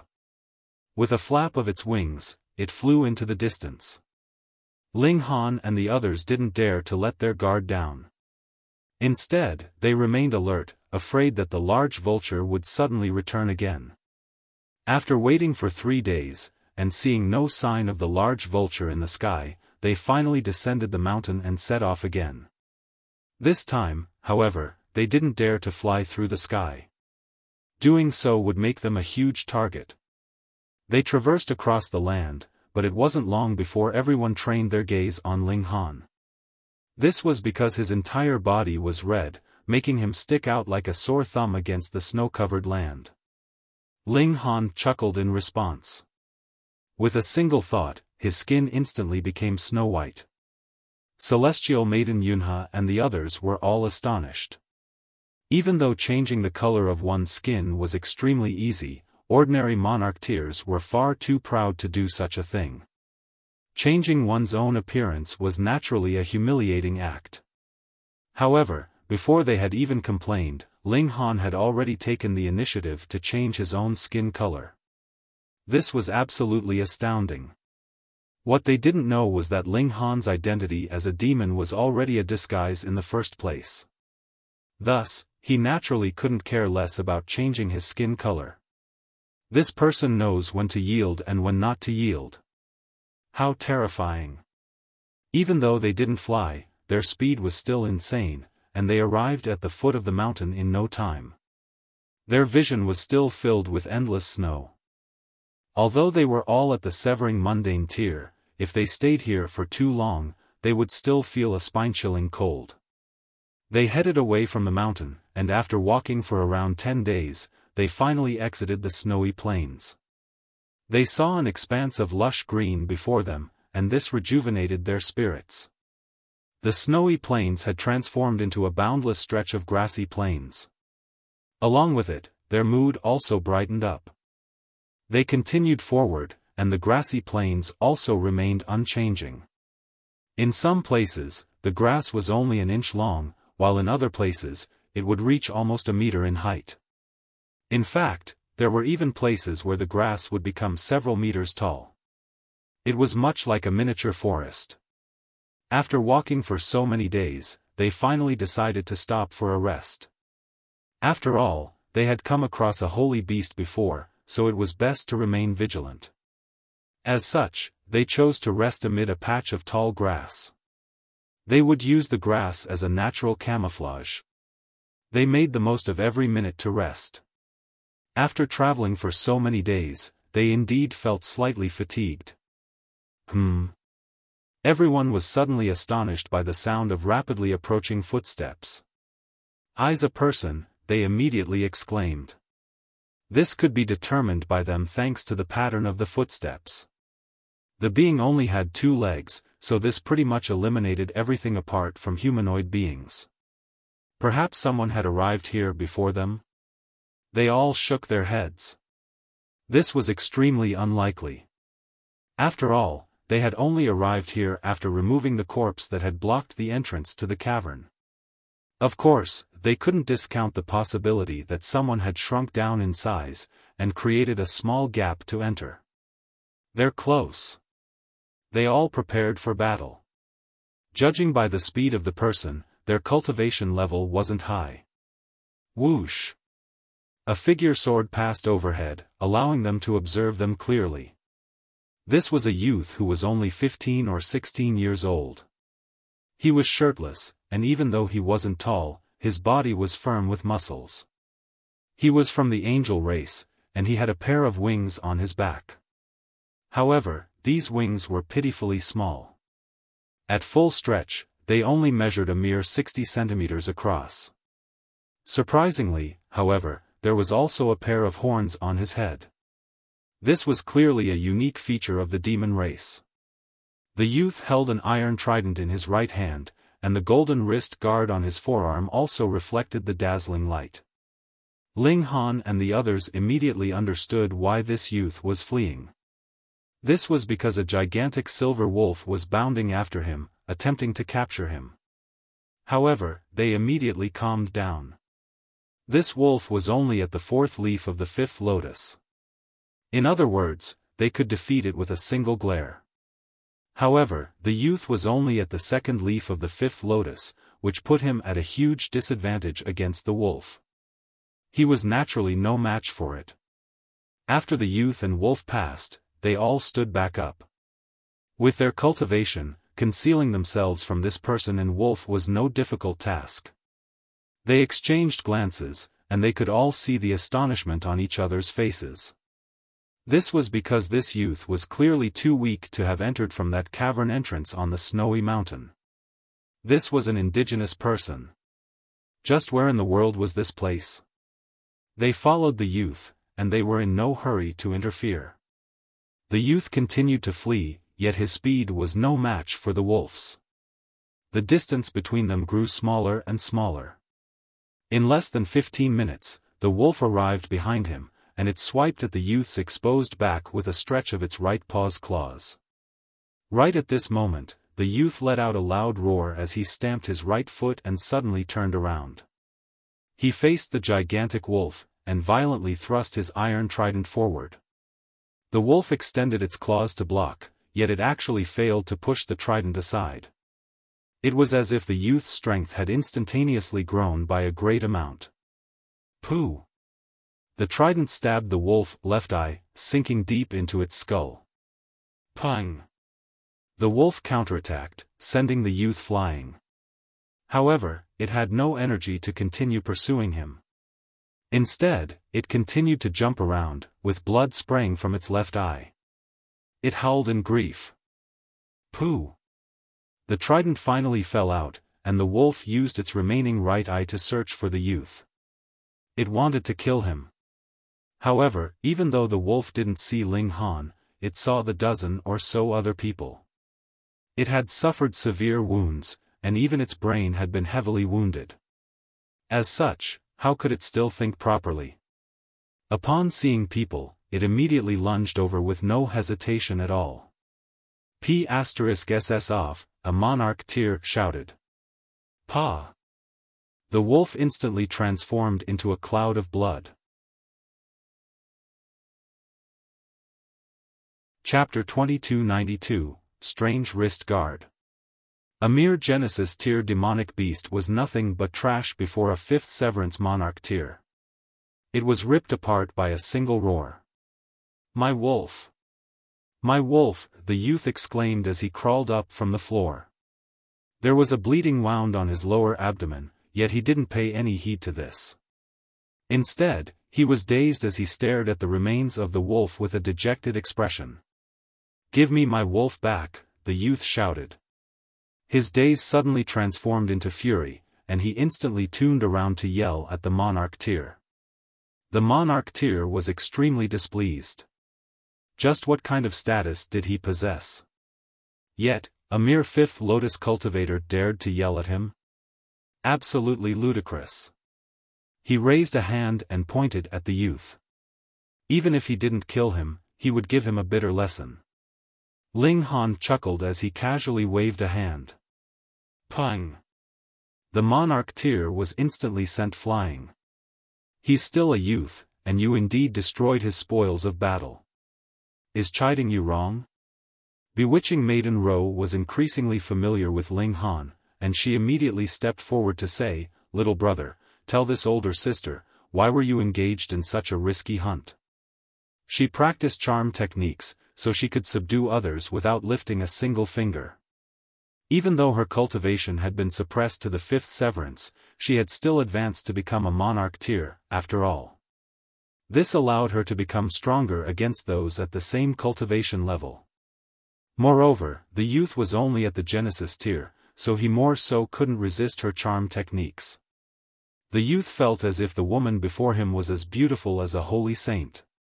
He involuntarily wanted to obey her words, and he replied, Today's my coming-of-age ceremony, so I need to hunt prey that's stronger than me. That way, I can prove my worth to join the hunting team. What's your name? And where are you from? Bewitching Maiden Ro asked. My name is Yongqin, the youth replied. Intoxicated, he then said, I'm from the Mahan tribe. Big sister, you're so beautiful. A proud smile involuntarily spread across Bewitching Maiden Ro's face. The youth's final remark certainly wasn't because of her charm techniques. Instead, he truly found her beautiful from the bottom of his heart. This praise made her extremely happy. Big sister, I'll give you 10 items of prey to ask for marriage. Will you marry me? Yongqin asked. He surprisingly started to propose. Everyone involuntarily laughed. This youth was truly interesting. Bewitching Maiden Ro wore a proud expression as she said, I'm already married. Disappointment instantly washed over Yongqin's face. It was as if his life had lost all meaning. "Young man, can you show me your wrist guard?" Ling Han asked. He gazed at the wrist guard on the youth's forearm. An alert expression instantly spread across Yongqin's face. "What are you trying to do?" "That's right, who are you people?" He had actually revealed his identity in a daze. How uncanny. Ling Han smiled, and said, "We're not bad people. You can completely trust us." Yongqin naturally wouldn't believe him. His expression remained skeptical. "Little brother, you need to trust us," bewitching Maiden Ro said. There was a glimmer in her eyes. Yongqin involuntarily nodded. "This wrist guard can't be removed. Unless I die." Ling Han was astonished. He grabbed the youth's hand, and carefully observed the wrist guard. Just then, the youth had been able to kill the wolf thanks to his tactic of purposefully fleeing to encourage an attack from the wolf. At the last moment, he launched a sudden strike to gain the upper hand. However, another reason for his success was this wrist guard, which suddenly glowed with a brilliant light the moment that he attacked. It bestowed him with more power. However, unlike the treasures that Ling Han was familiar with, this wrist guard wasn't decorated with any tool symbols. Even though there were patterns, these were simply decorations. This made him feel extremely curious. Others weren't as observative as him. After all, Ling Han had acted as the ruler of a heaven and earth for a period of time. Thus, he was now extremely sensitive to changes in power and regulations. In any case, even if the others noticed this detail, they wouldn't pay any heed to it. That was simply a tool at the fifth lotus, so how could it catch their attention? Ling Han carefully observed the wrist guard. Apart from being exquisitely beautiful, there was nothing else special about it. He became even more curious. He used his divine sense to observe its internals, yet this immediately led to an unforeseen accident. With a crack, the wrist guard suddenly shattered. Apart before falling from the young man's wrist. "Ah!" Yongqin exclaimed in astonishment. His expression became dejected, and he shouted, "My wrist guard! My wrist guard!" His shouts were filled with grief. With the wrist guard falling to the ground, it was easy to see the needle-sized hole on the young man's wrist. However, Genesis tier cultivators possessed decent recovery ability, so it wasn't long before this wound disappeared. This wound had most likely been left by the wrist guard. The youth had stated that his wrist guard couldn't be removed unless he was killed. Perhaps this needle-sized wound was what the wrist guard used to observe his life force? Ling Han let bewitching Maiden Ro console the youth. Meanwhile, he picked up the broken wrist guard, and started to carefully examine it. He was immediately astonished by the intricate nature of its internals. It was filled with thin threads, though these threads had already been messed up now. It was as if the precious tool had self-destructed, forbidding others from observing its construction. Ling Han pondered for a brief moment. His strength was far above the upper limit of this wrist guard, so when his divine sense entered it, the wrist guard was naturally unable to resist. This most likely activated its self-destruct mechanism. Strange. Far too strange. If this precious tool had a tool spirit, was the most important thing not to protect its own life? Why would it choose to self-destruct? Meanwhile, the youth stopped his fit thanks to the comforting words of bewitching Maiden Ro. However, he still wore an ashen expression. According to him, precious treasures like this wrist guard were extremely valuable in his tribe. They were symbols of status. If they were destroyed, their owners would also be belittled and disdained by the rest of the tribe. Ling Han was extremely interested, and he said, "Let's go and take a look at his tribe." Celestial Maiden Yunhe and the others didn't have any better suggestions, so they nodded in agreement after exchanging a few glances. They set off with the youth. However, They only arrived at the camp described by the youth after traveling for 3 days. It was a collection of tents that were placed in a circular shape. Several days ago, the youth had left by himself to hunt a wild beast that was stronger than him. This was in order to complete his coming-of-age ceremony. "Yongqin," someone shouted. There was a woman standing at the entrance of the camp, and she started waving at the youth from very far away. "Mom," the youth exclaimed. He also waved his hand as he ran toward the woman. "Son, you didn't get injured, did you?" the woman asked as she embraced the youth. She looked him up and down with a caring expression. "Mom, I'm fine," Yongqin said. It was clear that he was slightly embarrassed before everyone else. "Where's your wrist guard?" the woman immediately exclaimed upon noticing its disappearance. "That's a long story," Ling Han said as he walked over. "Who are you people?" the woman asked with an alert expression. She was surprisingly at the 6th lotus, though she had only reached the first leaf. She didn't have a wrist guard, but she instead wore a shoulder guard. At this moment, it was already glowing with a faint light. This was most likely a precious tool similar to the youth's wrist guard. Ling Han smiled faintly, and replied, "Outsiders who accidentally arrived here." This woman was a pure demon. With this in mind, the youth's father was most likely a member of the angel race. After all, he was a mixed-blood child. As they spoke, more members of the tribe had already wandered over. They all stared at Ling Han and the others, and they were each holding an iron trident. Moreover, they were all wearing helmets, chest plates, knee guards, wrist guards, and similar types of precious tools. They all wore cautious expressions. Chapter 2293, Truly Strange. Ling Han raised his hands, and said, "We have no evil intentions. We only arrived here by accident." An elder walked out from among the people. There was a walking stick in his hand, and he was already fully bald. His white eyebrows hung down on the sides, and it was clear that he had already lived for many years. His eyes were filled with wisdom, and he asked, "From where have you come? For what reason have you come?" Ling Han gave a brief summary of their experiences without explicitly hiding anything. If he wanted to win their trust, it was best not to tell any lies. In any case, there was no need for him to lie anyway. After hearing his story, the members of the tribe all wore astonished expressions. There was actually a bigger world outside this heaven and earth? These tribespeople didn't have any malicious intentions. Since Ling Han had treated them with honesty, they naturally paid him back with honesty. They told him the secrets of this land. In fact, their story was very simple. They had lived here for generation after generation, and their greatest ambition was simply to stay alive. This was because this land had very scarce resources. If they wanted to survive, they needed to hunt powerful beasts. Alternatively, they could compete for the herbivores with these carnivorous wild beasts. Ling Han and the others were quite surprised.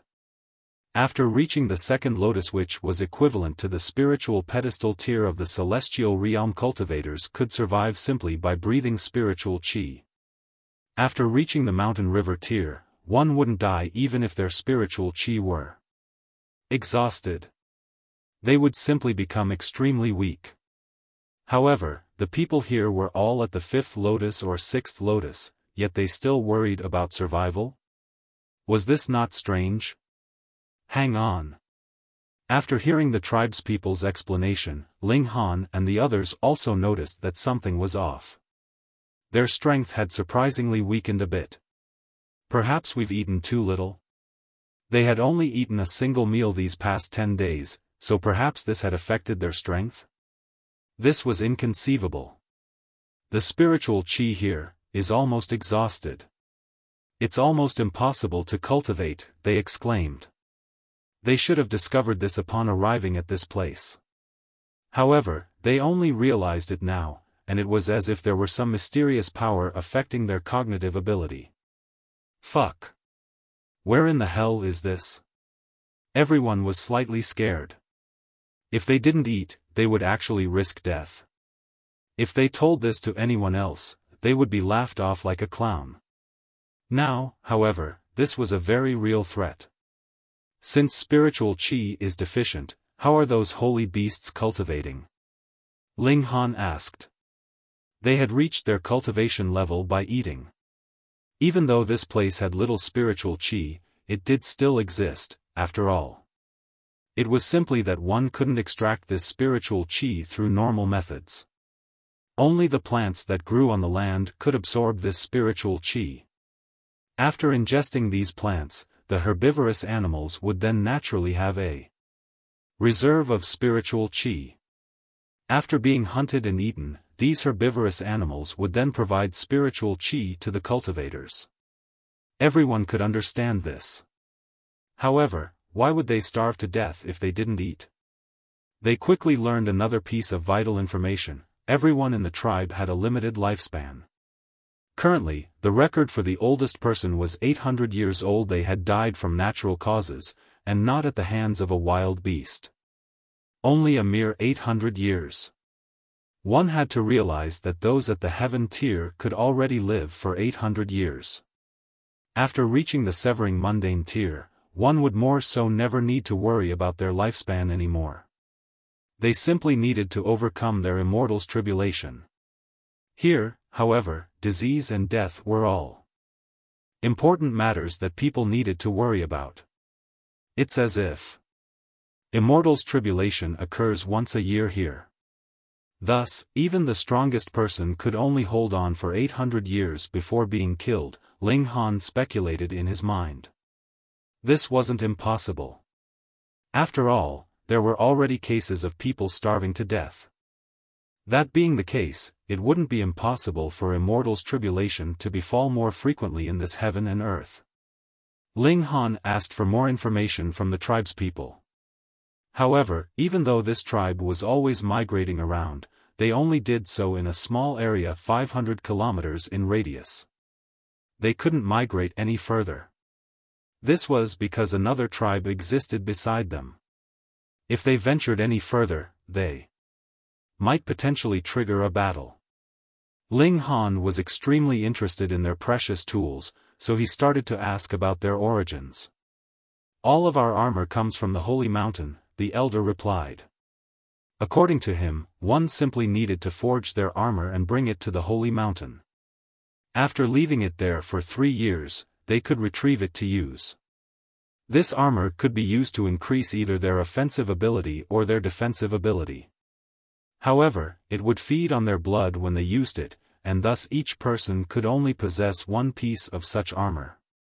If they tried to use more, they would naturally die once their blood essence was exhausted. These pieces of armor were the most valuable asset of this tribe. This was their key to survival. Second to this was food. In fact, both were almost equally as important. As such, the tribespeople neither gifted Ling Han and the others with armor, nor did they welcome them with food. Ling Han and the others hadn't noticed it before, but they discovered that they were incredibly hungry at this moment. It was as if they had truly transformed into ordinary mortals. We most likely entered the territory of some powerful elite. This place is run according to their regulations, so we're also subject to the cycle of life and death. We can also feel hunger and starvation. Everyone reached the same conclusion. However, its effects are so great, and it's even overriding the ordinary regulations of heaven and earth. Just how powerful is this person? Heavenly Venerate, someone asked in a shaky voice. Celestial Maiden Yunhe immediately shook her head, saying, only the regulations within a small region are being affected, so even ancestral kings are capable of this. It's simply the case that the stronger an ancestral king, the larger the region that they can affect. Celestial kings stood equal with the regulations, so it was possible for them to override the regulations of heaven and earth within a small region. However, even if this were only a 10th Lotus ancestral king, how could Ling Han and the others hope to rival them with their measly power? Eyes most likely beneath an ancestral king to engage in such behavior, Ling Han said. Ancestral kings couldn't be so bored and silly. Perhaps this ancestral king has already passed away. Or maybe they've been severely wounded and trapped in an unconscious state. Ling Han wasn't overly worried. If it truly came to the worst, he could unleash the might of the Black Tower to forcefully break free from this place. However, if he did this, the Black Tower might truly become a crippled tower. It would lose all of its power. Thus, unless it was absolutely necessary, he definitely wouldn't use the Black Tower again. Ling Han wore a faint smile as he retrieved some food from the Black Tower. The tribespeople instantly started to drool upon seeing this. Not only them, but the eyes of celestial maiden Yunhe and the others also glimmered with greed. After reaching their cultivation level, they would only store stones and celestial medicines in their spatial god tool. How could they have any food?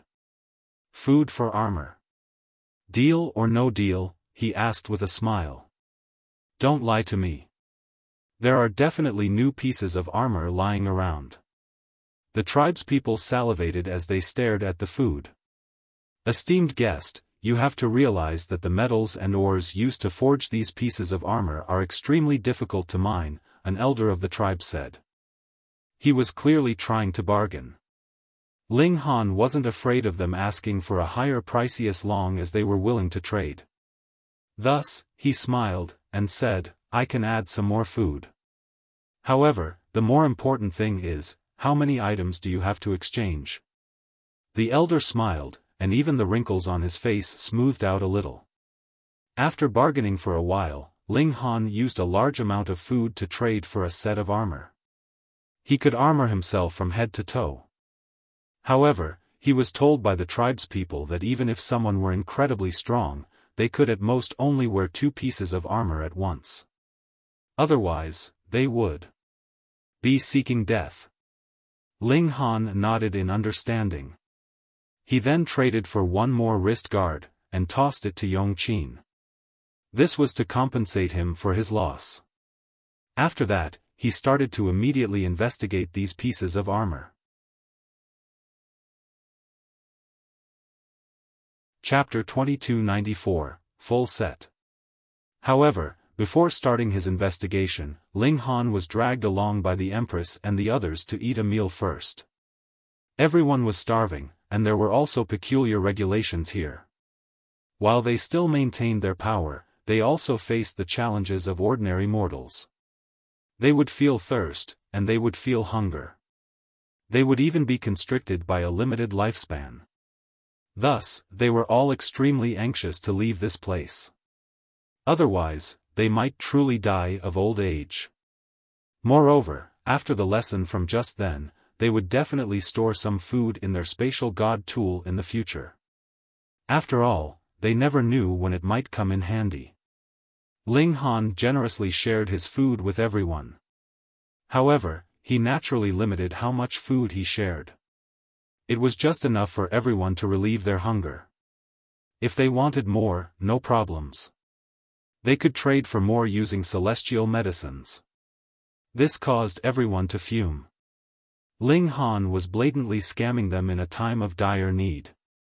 However, Ling Han was neither stealing nor robbing, even though he was clearly stronger than them. Thus, what could they say?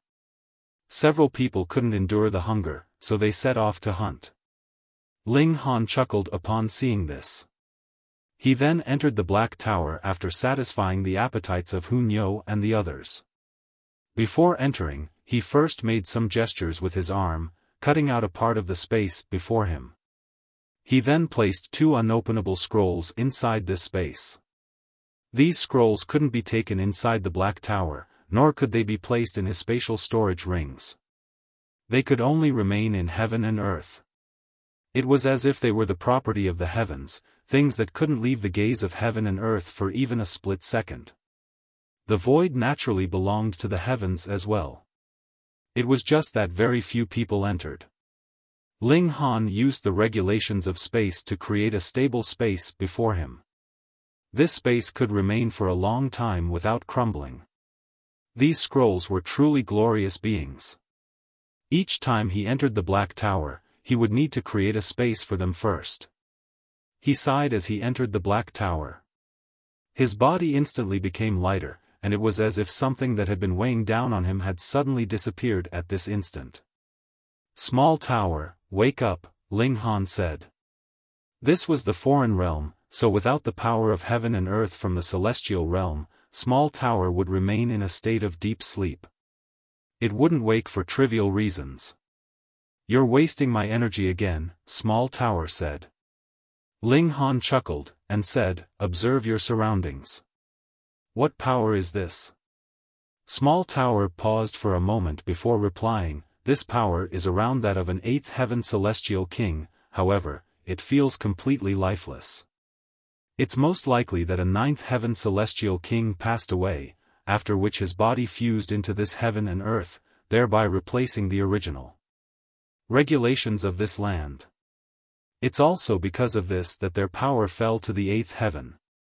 A dead celestial king would naturally become weaker than when they were alive. Thus, it was understandable that their power fell from the 9th heaven to the 8th heaven. Ling Han nodded in understanding. As long as this wasn't the power of a heavenly venerate, he could use the might of the Black Tower to break free. At the very least, he had a path of retreat. This filled him with confidence. When that person had sold Celestial Maiden Yunhe the map, they had lied and said that this was the tomb of an ancestral king. Surprisingly, however, his lie had transformed into a reality. This was genuinely the tomb of an ancestral king. Moreover, it was the resting place of an 18th Lotus ancestral king. Are these strange pieces of armor also created by the power of this celestial king? Ling Han picked up a wrist guard.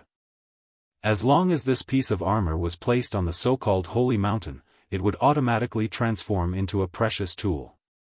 He could only attribute this to the influence of the celestial king. He wore the wrist guard, and he immediately felt a sharp prick on his skin. However, his physique was far too powerful, so the wrist guard failed to penetrate his skin. With a single thought, he reduced the power of his physique. He instantly felt a slight pain, and a thin needle pierced into his skin, stabbing into his vein. Ling Han was astonished. He could feel the wrist guard fusing together with him, and it was as if it had become part of his body. Interesting. With a thought from him, the patterns of the wrist guard immediately lit up, causing a torrent of power to surge into his body. This elevated his battle prowess by a slight amount. However, a drop of his blood was also consumed. This was the price that the tribespeople spoke of? Ling Han was slightly surprised.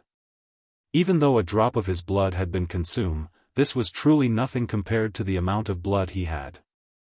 Moreover, his life essence was profound, so as long as his blood essence wasn't consumed, he could endlessly create ordinary blood.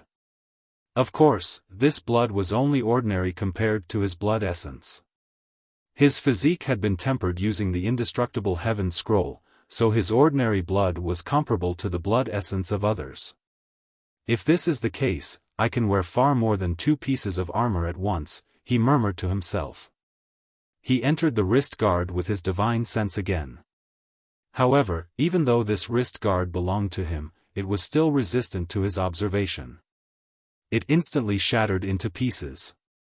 This piece of armor isn't as strong as me, so it immediately shattered upon being observed by my divine sense.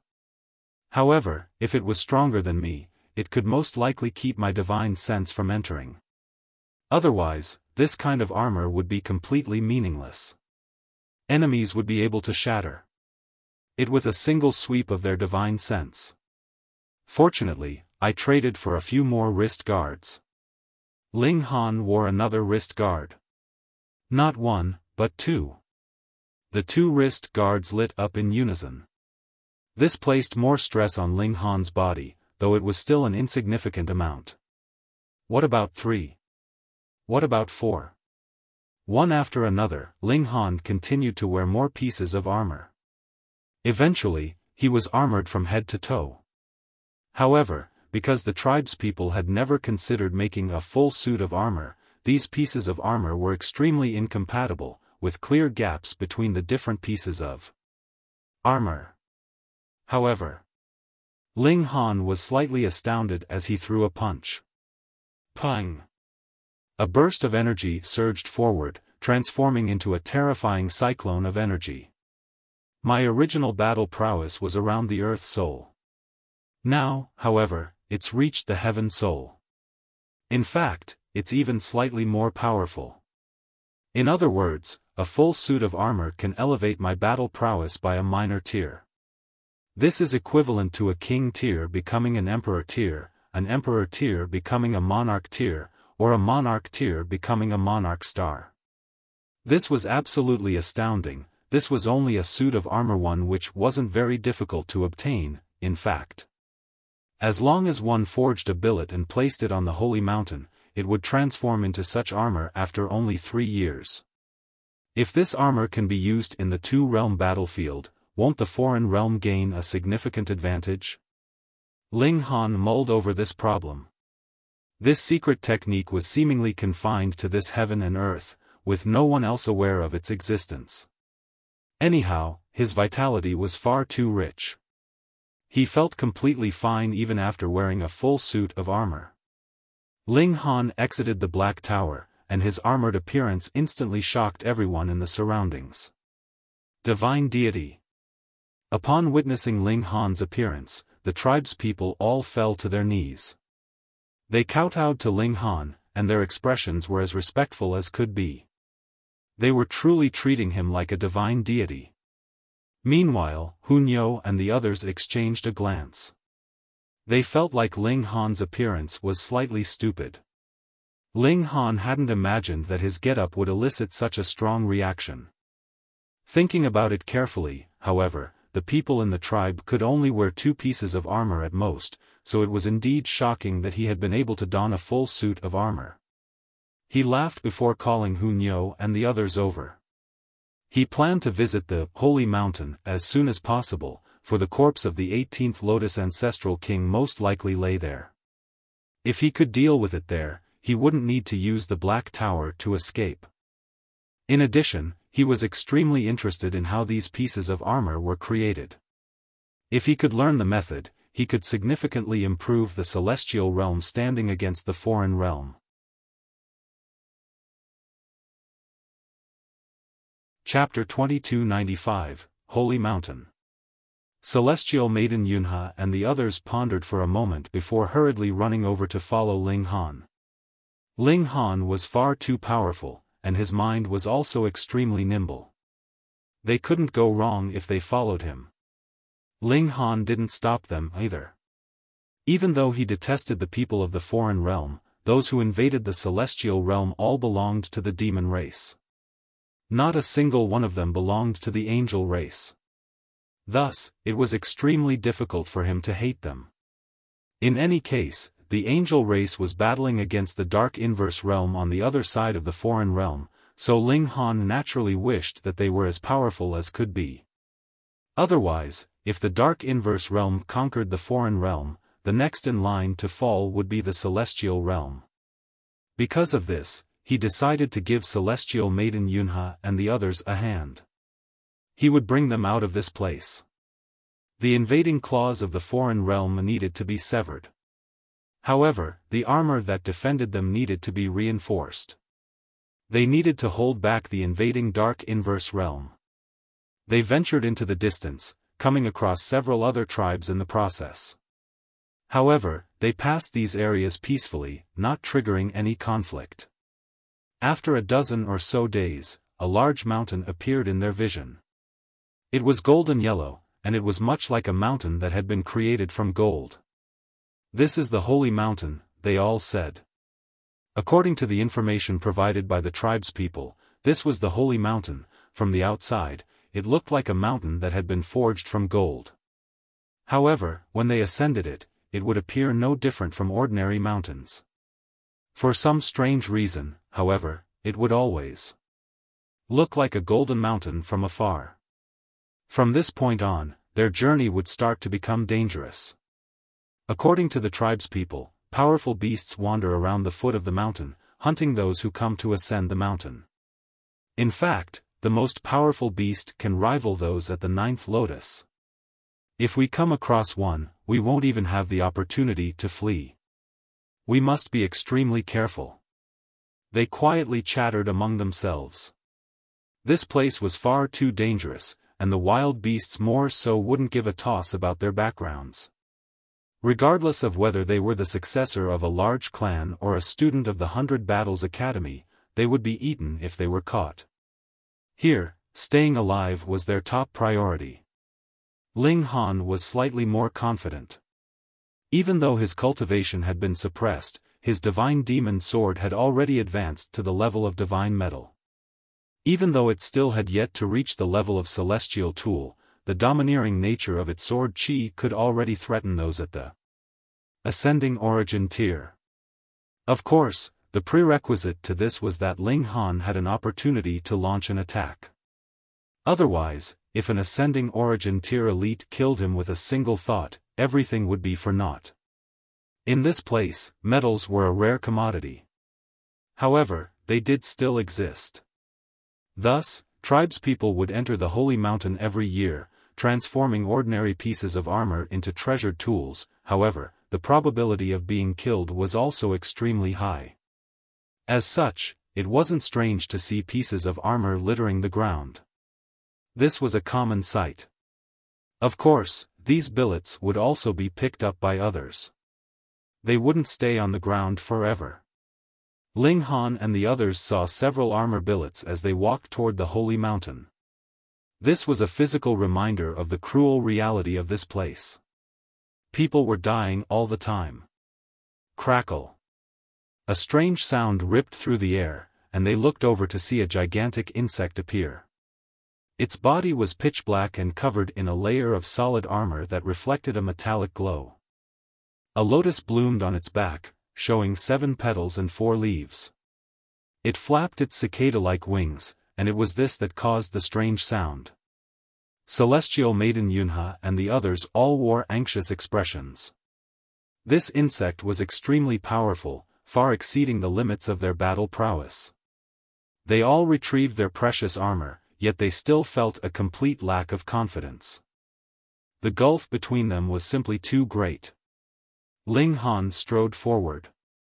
His suit of armor significantly boosted his battle prowess, allowing him to rival those at the 4th leaf of the 7th lotus. "Brother Ba, don't be reckless." Celestial Maiden Yunhe hurriedly shouted in warning. She wasn't worried about Ling Han per se, but rather worried that they would lose their key to leaving this place. The others all nodded in agreement. Against a powerful insect like this, fleeing was naturally the best course of action. According to the tribespeople, the holy mountain was a forbidden area for the insect race and the holy beasts. Not a single one of them dared to enter. Thus, they would be safe as long as they fled onto the mountain. "Don't worry, Nyos is the strongest. He can definitely defeat this ugly insect." Hu Nyo was filled with confidence. Fortunately, she had finally become a little smarter, and she didn't directly call Ling Han's name. No one believed her. Those at the 5th leaf of the 6th lotus possessed a battle prowess around the 1st leaf of the 7th lotus. The gulf between this and the 4th leaf was far too great. It would be a miracle if Ling Han could win. Crackle. The gigantic insect fluttered its wings as it swooped down at Ling Han. Just the turbulence caused by its flapping wings was already terrifying, with the surrounding air transforming into blades of wind that slashed at Ling Han. Ling Han roared as he threw a fist, with his attack instantly transforming into a giant hammer. Clang, clang, clang. The blades of wind were obliterated. The hammer then raced toward the insect at an incredible speed. Everyone was shocked by this sight.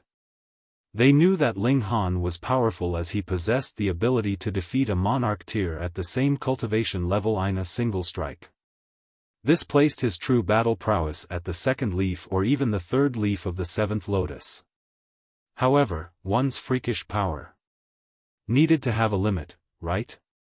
After all, his cultivation level was clear for all to see. He still had yet to reach the 7th lotus. However, Ling Han's attack instantly provided them with boundless delight. He could easily rival the attacks of those at the 4th leaf of the 7th lotus. They gazed at Ling Han's suit of armor, which was fully glowing at this moment. Even though it couldn't be considered as a genuine set, it still made Ling Han appear extremely domineering and mighty at this moment. Perhaps this is. Celestial Maiden Yunhe's expression instantly became animated. "Talso have the same thought," a monarch tear said.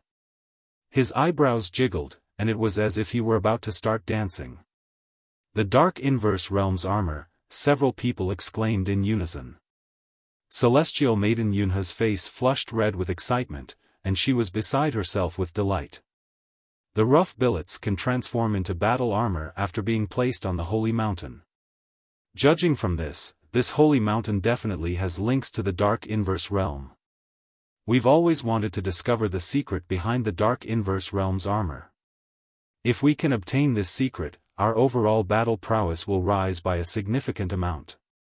At that time, resisting the Dark Inverse Realm will be no problem, and conquering the Celestial Realm will also be far easier than anticipated. In fact, we might even be able to launch a counterattack against the Dark Inverse Realm. After fusing the two dimensions together, even if we don't become a medium-level dimension, we can still at least rise to the top of the low-level dimensions. Even though we've killed several elites from the Dark Inverse Realm at the border, once they die, their armor also self-destructs. As such, we've never been able to discover the secrets behind their armor. Perhaps, this is a chance. They were all filled with excitement. If they truly managed to bring a flawless suit of armor back, they would have made a massive contribution to the foreign realm. Perhaps even heavenly venerates would come to commend them. Boom! Boom! Boom! Meanwhile, Ling Han was still battling against the giant insect. Even though his battle prowess was extremely impressive, the giant insect's shell was a natural layer of armor. It was incredibly hard, and even Ling Han's full-power attacks could only leave some dents. However, these dents would quickly recover, and it was as if the insect wasn't being affected at all. As the battle dragged on, Ling Han also discovered that he was becoming increasingly hungry.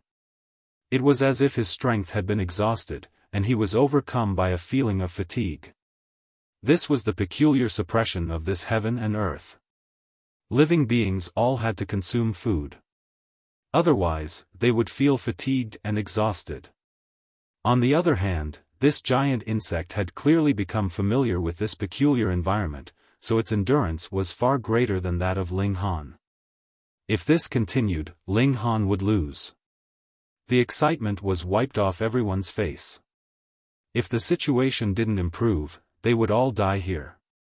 "Hurry up and ascend the mountain," they said with urgency. Since Ling Han could still rival the giant insect, they needed to seize this opportunity to climb the mountain. Otherwise, they would face certain death. Ling Han shook his head. He then retrieved the divine demon sword.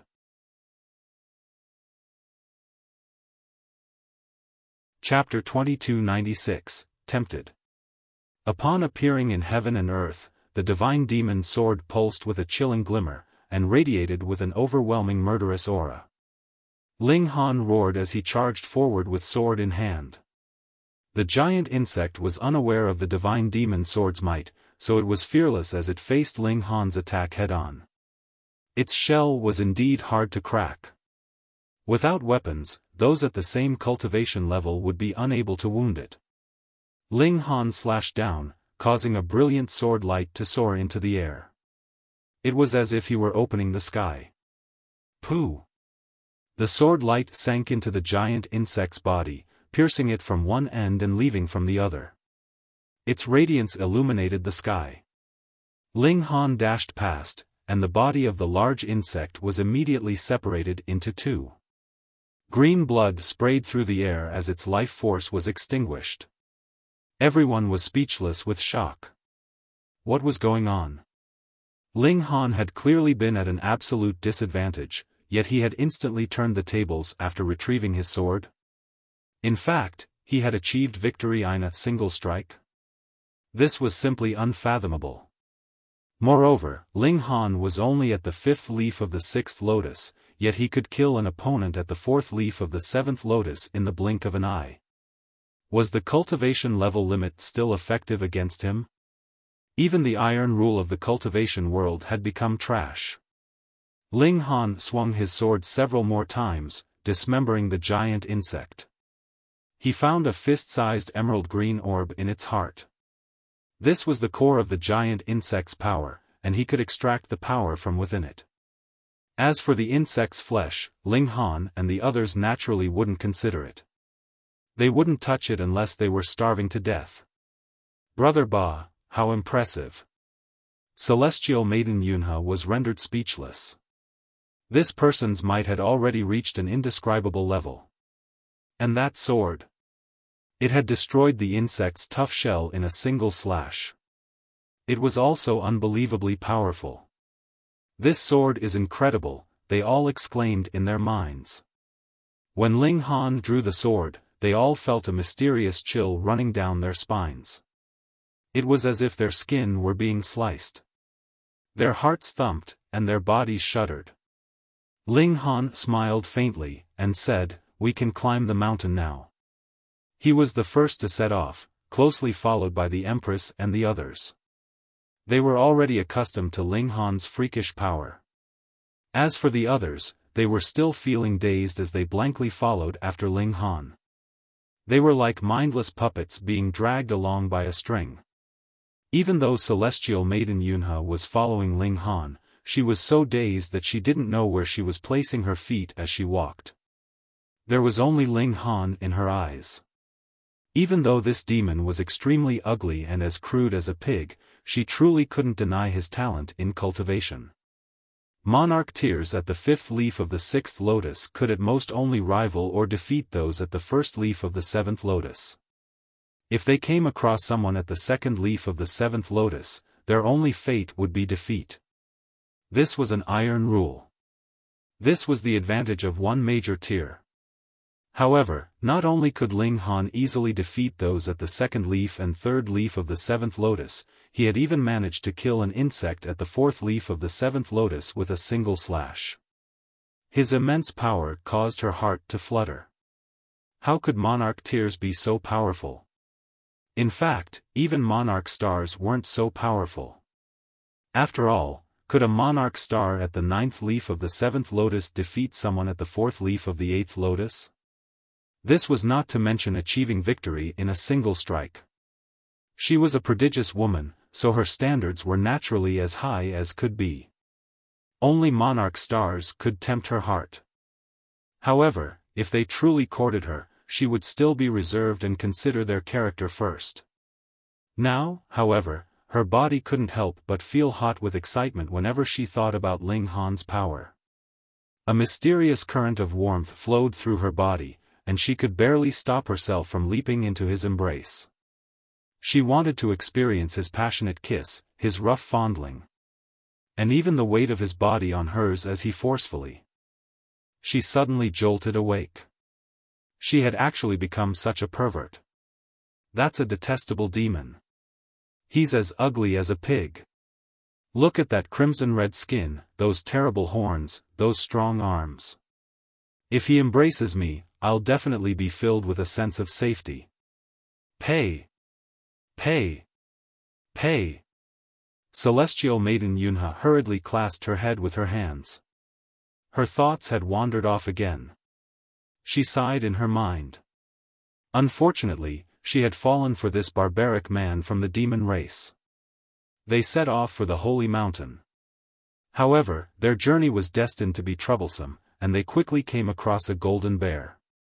It was only 30 centimeters tall, and it looked incredibly adorable. However, it was extremely vicious, and it immediately swung its claws upon seeing them. A projection of its claws became tangible as it slashed toward them like a blade. However, the cultivation of this golden bear wasn't high, and it was eventually defeated by bewitching Maiden Ro. However, she didn't kill it, and she instead planned to take it as a pet. Afterward, they came across a holy deer.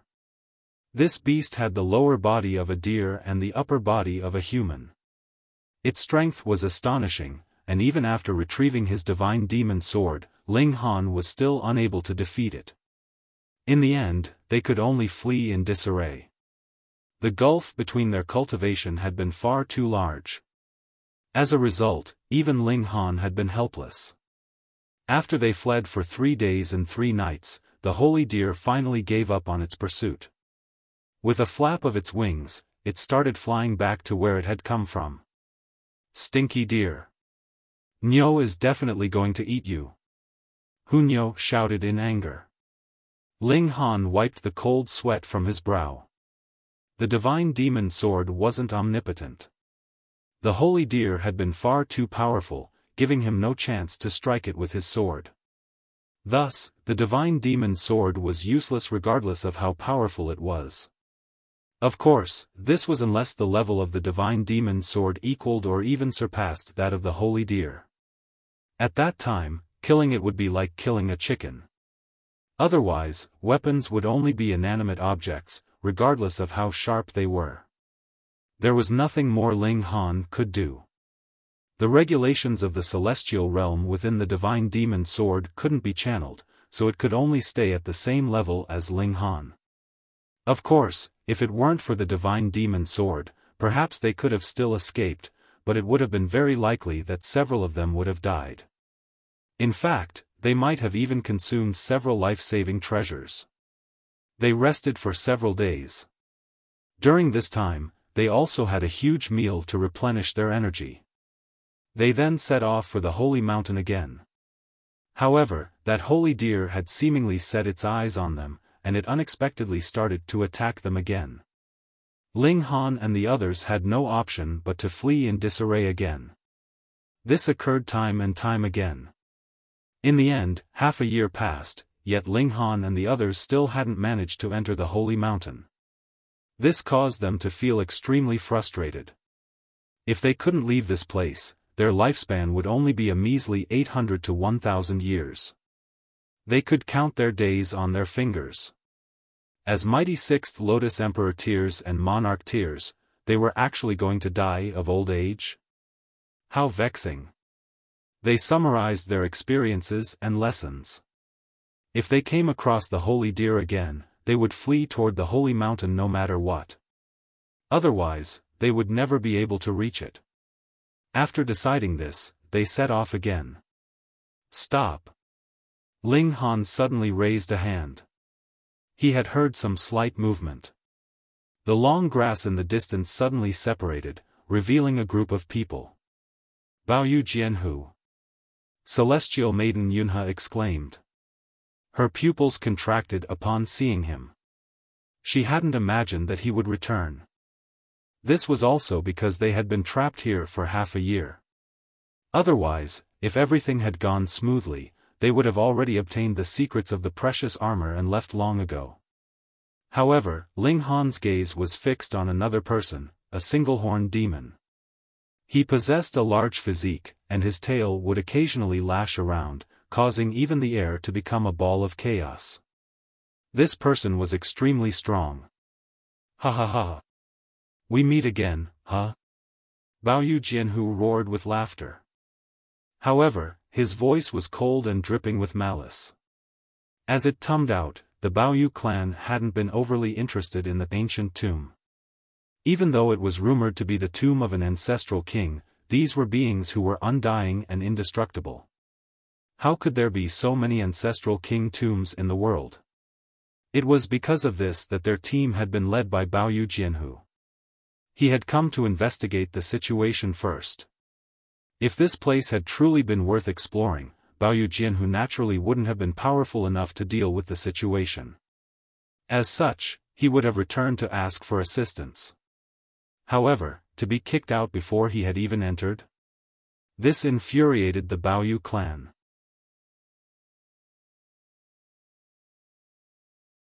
Chapter 2297, Transferring Misfortune. The single-horn demon stood up, sweeping its gaze across Ling Han and the others. His voice was calm as he said, "The demon can stay. The rest of you, cut off an arm and *SS off." Celestial Maiden Yunhe and the others were all enraged. This person was far too arrogant. Do you people want to die? A vicious glimmer flashed across the single-horn demon's eyes. This was a petrifying glimmer, and the angels couldn't help but feel their chests suddenly tightening. They felt like vomiting blood. This person was far too powerful. Perhaps he was an 8th Lotus elite.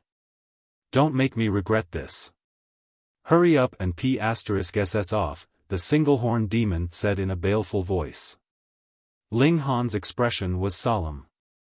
This demon was extremely powerful, he couldn't be underestimated. He chuckled, and asked, "How have we offended you? As a demon, you're actually mingling with these ugly angels? You've lost all of our face," the single-horn demon said in an icy voice. "For degenerates like you, I only offer a single punishment." He paused for a moment before saying in a voice filled with killing intent, "Death." Ling Han shrugged, and said, "But I still haven't lived enough."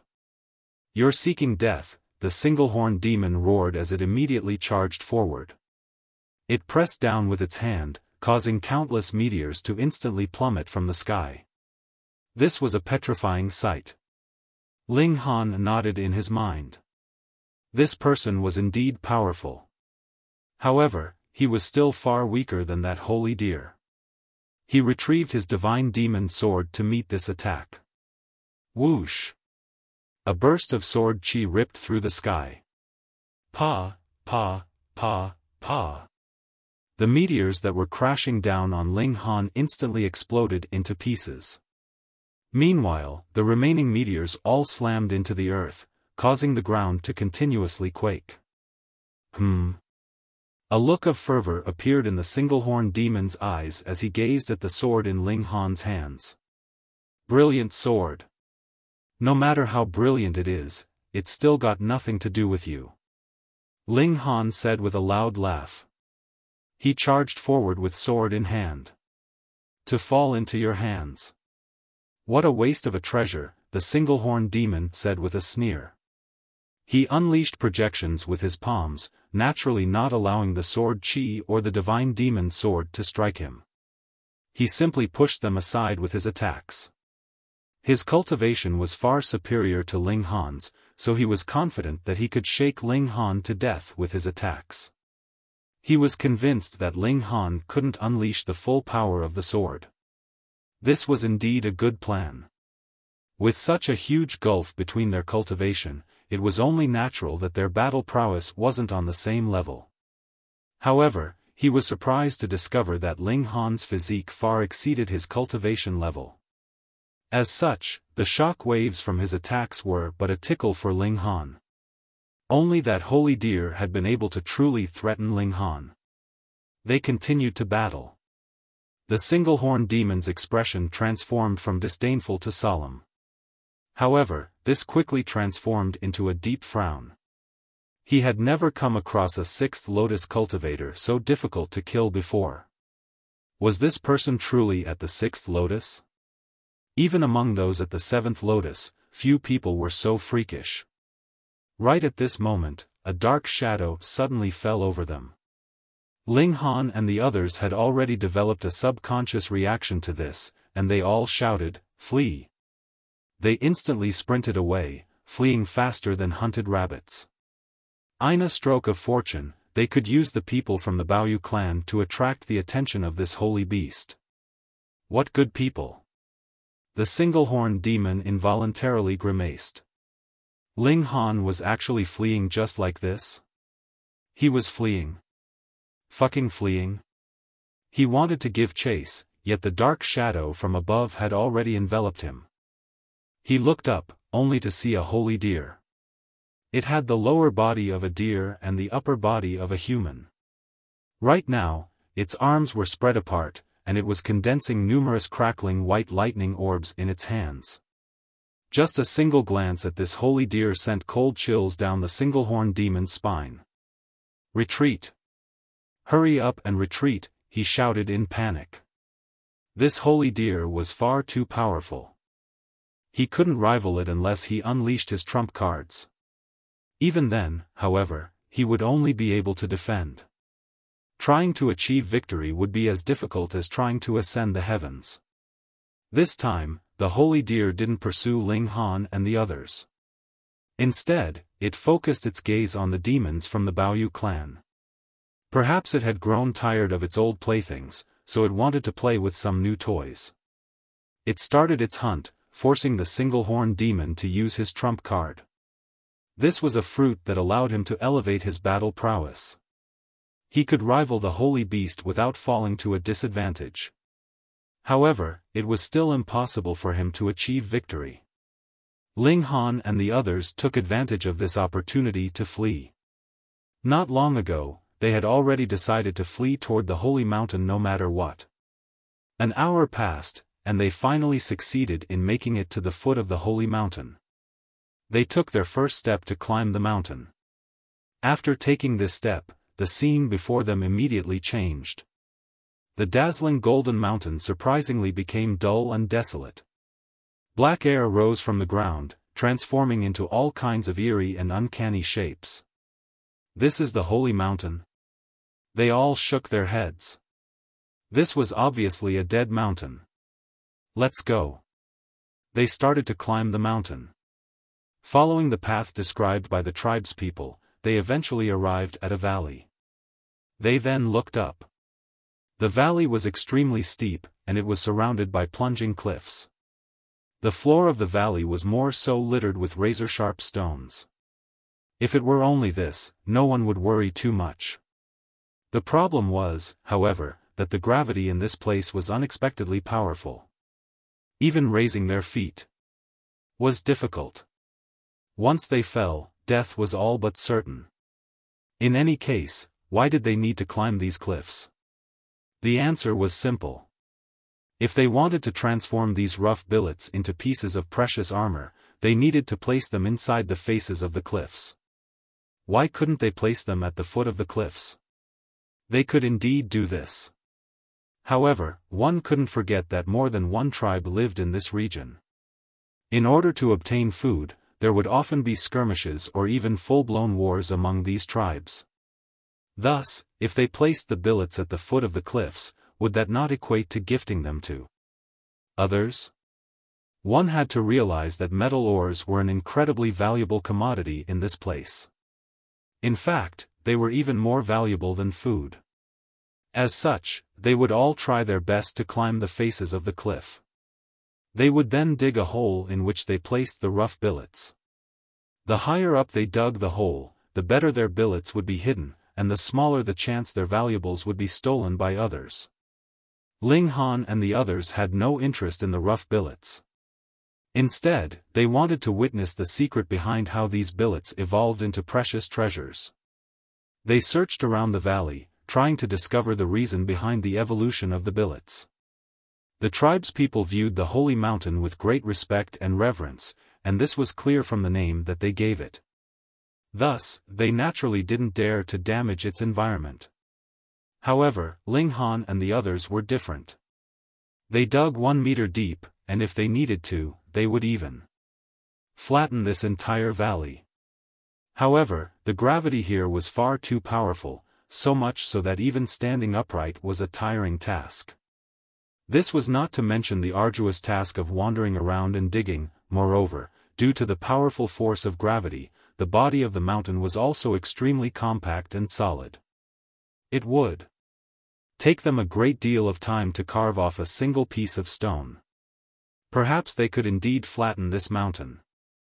However, doing so would require 10,000 or even 100,000 years. More importantly, did they have so much time? Here, they would experience hunger, and they would also be restricted by age. At most, they could only live for 1,000 years. That being the case, could they waste so much time here? Then what could they do? If they didn't solve the secret of this valley, they naturally wouldn't be able to find the path to leave. At that time, they would truly die of old age in this place. Ling Han retrieved his divine demon sword, and slashed at the mountain face. This was an eventual celestial tool, the sharpest and sturdiest thing in the world. The effects were evident. It wasn't long before he dug a hole that was large enough to fit a person. He entered this hole, and the others hurriedly followed after him. Perhaps this would be their road to survival. In this place, they all became like ordinary mortal beings. They were no longer tireless celestials. After digging for half a day, Ling Han's arms became extremely sore. He passed the divine demon sword to Hunyo. Hunyo was only able to dig for 6 hours before handing the sword to the Empress. The Empress was similarly only able to dig for 6 hours before handing the sword to Bewitching Maiden Ro. Bewitching Maiden Ro was far inferior to them, and she was only able to dig for 2 hours.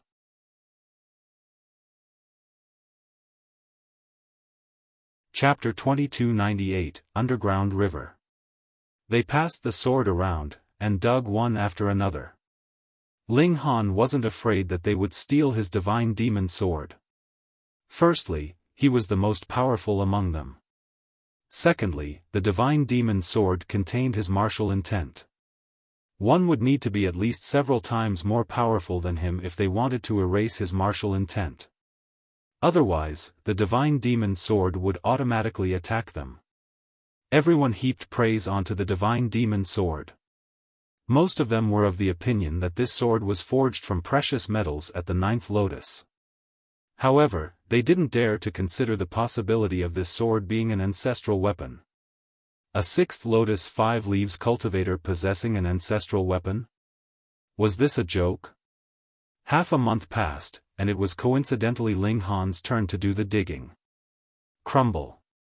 There was a crashing sound as the crushed stone fell away from them instead of toward them. Ling Han faltered for a brief moment before being overcome with delight. This mountain was hollow in the middle, and he had dug into this area. He slashed several more times with the divine demon sword, carving out a hole that was large enough for a single person to pass.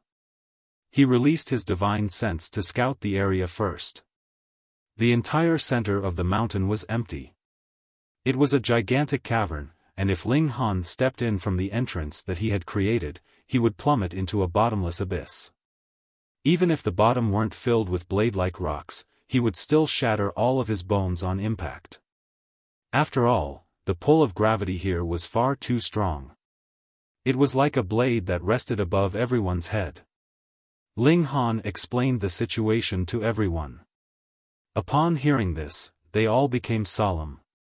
Ling Han drew Hunyo, the Empress, and Bewitching Maiden Ro into the Black Tower before entering the cavern, and climbing down the cliff.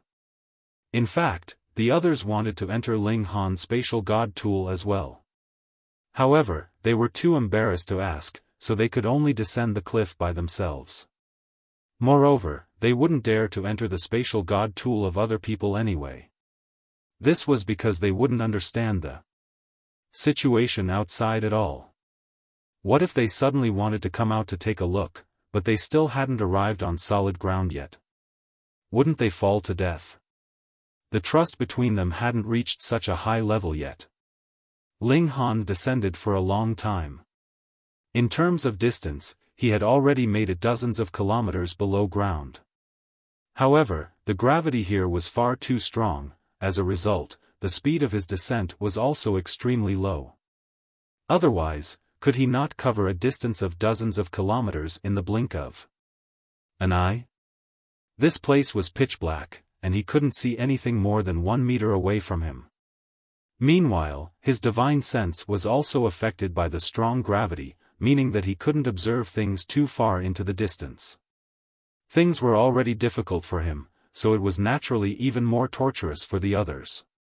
Fortunately, they had Ling Han to scout and lead the way. Otherwise, their descent would have been even slower. Perhaps it might have even been a dozen times slower. A feeling of vexation rose in Celestial Maiden Yunhe's mind. Why was Ling Han only willing to draw Hunyou and the others into his spatial god tool? Why didn't he even ask her? The more she thought about this, the more aggrieved she became. In fact, there were already tears brimming in her eyes. Right at this moment, she suddenly heard Ling Han's delighted shout. "We're almost at the bottom." Everyone was invigorated upon hearing this. They all stopped climbing to look down. They had been entirely focused on carefully descending just then, so how could they have had any spare effort to glance down? Thus, only at this moment did they discover the faint light below them. "We're finally at the bottom." They all breathed a sigh of relief. After descending for a moment, however, Ling Han suddenly furrowed his brows. This was because he could see the bottom clearly now. It was surprisingly an underground river. The speckles of light from just then had come from some unknown matter in this river. The river flowed silently. In fact, this was a harrowing silence. Ling Han explained the situation to the others before coming to a stop. He was still around 2 meters from the surface of the river. They all descended to the same height as Ling Han to stand beside him. However, not a single one of them entered the river. Who knew what the hell the river was filled with? What if it were a potent poison? Ling Han ignored the others as he retrieved some stone and metal from the Black Tower. He tossed them into the river one after another, observing to see if there were any unexpected reactions. Splash! Small ripples appeared in the river as the items splashed down and sank. As they were washed away, nothing strange occurred. Ling Han pondered for a moment before retrieving a small tree to toss into the river. The Black Tower was massive, so he could place all kinds of things inside. The small tree was much more buoyant than the other items, so it didn't sink to the bottom. Instead, it floated on the surface of the river as it flowed away. Everyone was delighted upon seeing this. "We can travel by boat." Even though the Black Tower was massive, it didn't contain everything. At the very least, there was no ready-made boat. Moreover, they were hanging on the face of a cliff right now, and they were also fighting against the strong pull of gravity. Thus, it would be inconceivably difficult to construct a ship. Ling Han simply chose a large tree. He then said, "When I say jump, everyone jump onto the tree." Everyone nodded in understanding. They knew that Ling Han was definitely going to toss a large tree into the river. Pang! Ling Han waved his hand, and a large tree instantly appeared in the river. The tree was massive, and it could easily be used as a boat. "Jump!" Ling Han shouted. He immediately jumped down. The others hurriedly jumped after him. They all landed on the tree. Strangely enough, however, they couldn't feel the strong pull of gravity anymore after sitting on the tree. After arriving here, it was as if the regulations of heaven and earth had undergone some tremendous change. "Will there be a path to leave this place at the end of this underground river?" someone asked. He was truly terrified of this place. He would rather give up on the secret of the armor than stay here any longer. Or perhaps it leads to the center of this land, where all the secrets are contained. However, Ling Han knew that this was the resting place of an 18th Lotus ancestral king. Perhaps they would witness the corpse of this ancestral king at the end of this underground river. He was eager with anticipation. This was because he had received some inspiration from the Rain Emperor. If he absorbed the bones of a 9th heaven celestial king, he could potentially rely on this to create a 9th divided soul. The Empress and Hunyou both possessed the talent to become monarch stars. However, because source powers and celestial king bones were extremely rare, they could only settle for ascending after cultivating 4 divided souls. However, if he obtained the ancestral king bones here, it would no longer be a distant dream for them to become monarch stars. At that time, Ling Han would suppress the ancestral king bones even if it meant expending the last wisp of power of the Black Tower. He let Hunyou and the others exit the Black Tower. They were temporarily safe. The boat remained stable as it flowed down the river. However, their good fortune didn't last for long. After traveling for 2 hours, the current suddenly became rapid. The large tree shuddered violently, and this caused everyone to tense up. This boat wasn't going to capsize, was it? Ling Han was just about to draw Hunyo and the others back into the Black Tower. However, the tip of the large tree suddenly sank before floating back up again. A large wave immediately slapped over. Whoosh! The sound of water rushed over. No one knew what the river water was made of, so they naturally tried to dodge. However, they were terrified to discover that they couldn't move. No, it wasn't that they weren't moving, instead, their speed had become unbelievably slow. They could only stare in shock as the wave crashed over. Ling Han came to a sudden realization. It wasn't that they had become extremely slow. Instead, the flow of time had been affected by something. The flow of time here had become several times slower than in the outside world. It was because of this that they couldn't move as they desired. Hang on. If the flow of time had slowed down for him, why could he detect it? Logically speaking, if the flow of time was different for him and the outside world, the wave should have struck him before he could even come to his senses. How could he have discovered this? There was only a single explanation for this. The flow of time had affected his physical body, but not his divine sense. Slap! The wave crashed over, drenching everyone on the boat. However, it didn't affect them at all.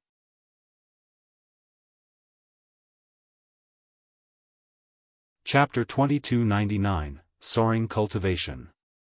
Ling Han turned to Hunyo and the others, and said, "The flow of time here is extremely strange. It seems as if one's divine sense can function countless times faster than normal. We can take advantage of this to cultivate." He had used his divine sense to deliver this message. Otherwise, if he had opened his mouth to speak, it would have taken heaven knew how long to deliver this message. Perhaps it would have taken 1 year, or perhaps it would have taken 10 years. A time flow altered by an 18th Lotus elite was definitely formidable. The Empress and the others didn't even try to nod.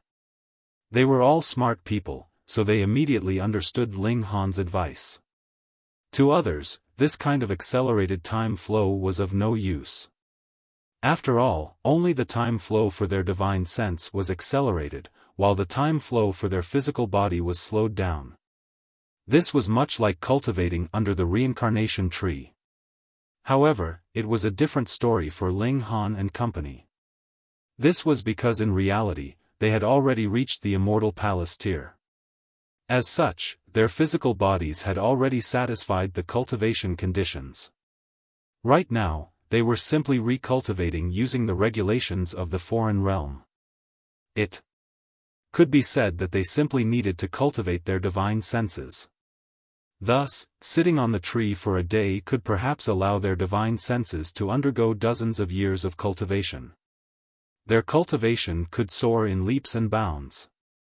The 4 of them immediately shut their eyes, entering a state of cultivation. Not long ago, they had been in frequent contact with the Origin Magic Cube, which allowed them to gain a great deal of comprehensions.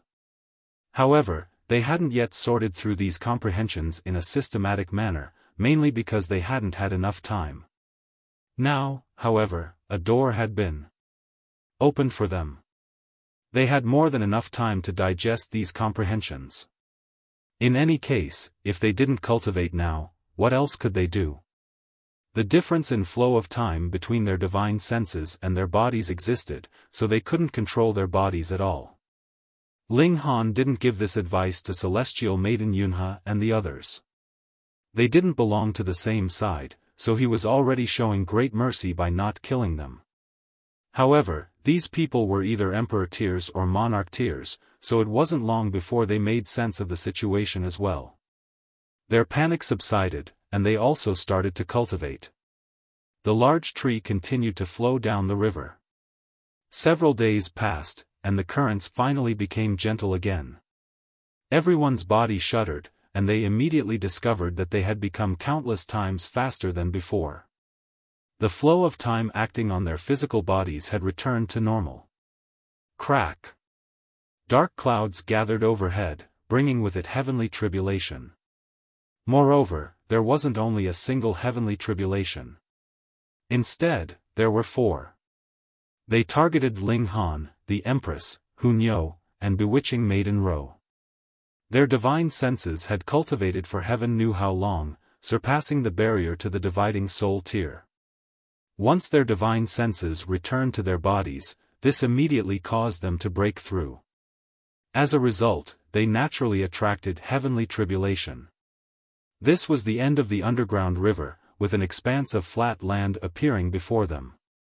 This ground was made up of bare rock, and there wasn't a single blade of grass. Ling Han and his 3 wives hurriedly jumped onto the dry land. They then stood apart as they awaited the arrival of heavenly tribulation.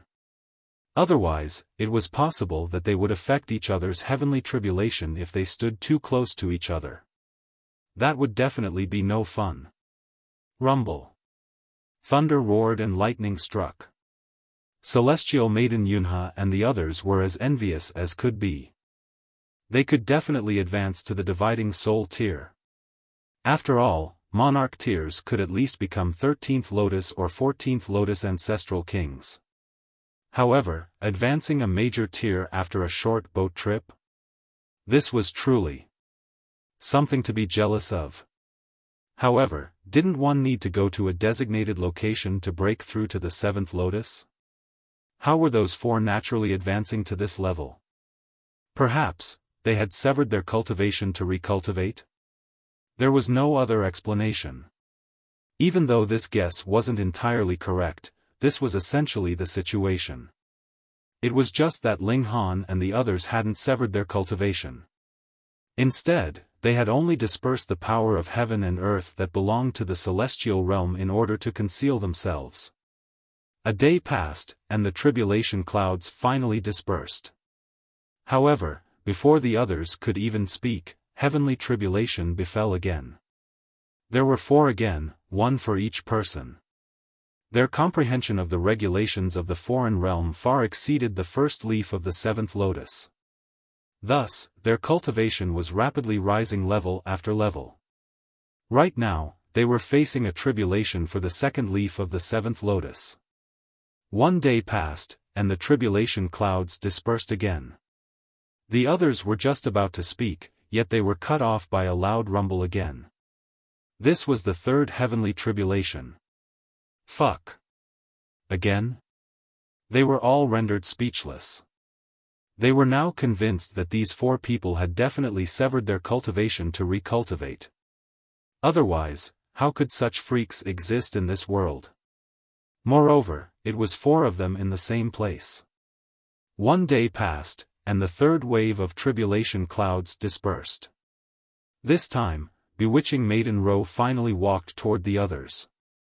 The strength of her divine sense once again matched her cultivation. Thus, she naturally wouldn't face another heavenly tribulation. Everyone breathed a sigh of relief. It had finally come to an end. They had truly been shocked to death. However, thunder rolled over again. There was actually a 4th wave. This time, the 3 heavenly tribulations targeted Ling Han, the Empress, and Hunyo. When this wave of heavenly tribulation concluded, there was finally no further gathering of dark clouds. The Empress and Hunyo naturally reached the 4th leaf of the 7th Lotus. Meanwhile, Ling Han reached the 9th leaf of the 7th Lotus. However, the last 5 leaves were gathered together, so others wouldn't be able to notice them at all. You guys are far too terrifying. Celestial Maiden Yunhe stammered. Even if they were recultivating after severing their cultivation, this was still far too incredible. Ling Han smiled faintly. Right now, his cultivation had already returned to the 9th divided soul. When in the celestial realm, he had already possessed a battle prowess that could rival those at the 2nd secret of the Immortal Palace tier. Now that he had used the regulations of the foreign realm to perfect his cultivation, his battle prowess naturally rose by another level. He could now challenge those at the third secret of the Immortal Palace tier. This was deeply astonishing. Ling Han shook himself slightly, causing his suit of armor to clatter to the ground.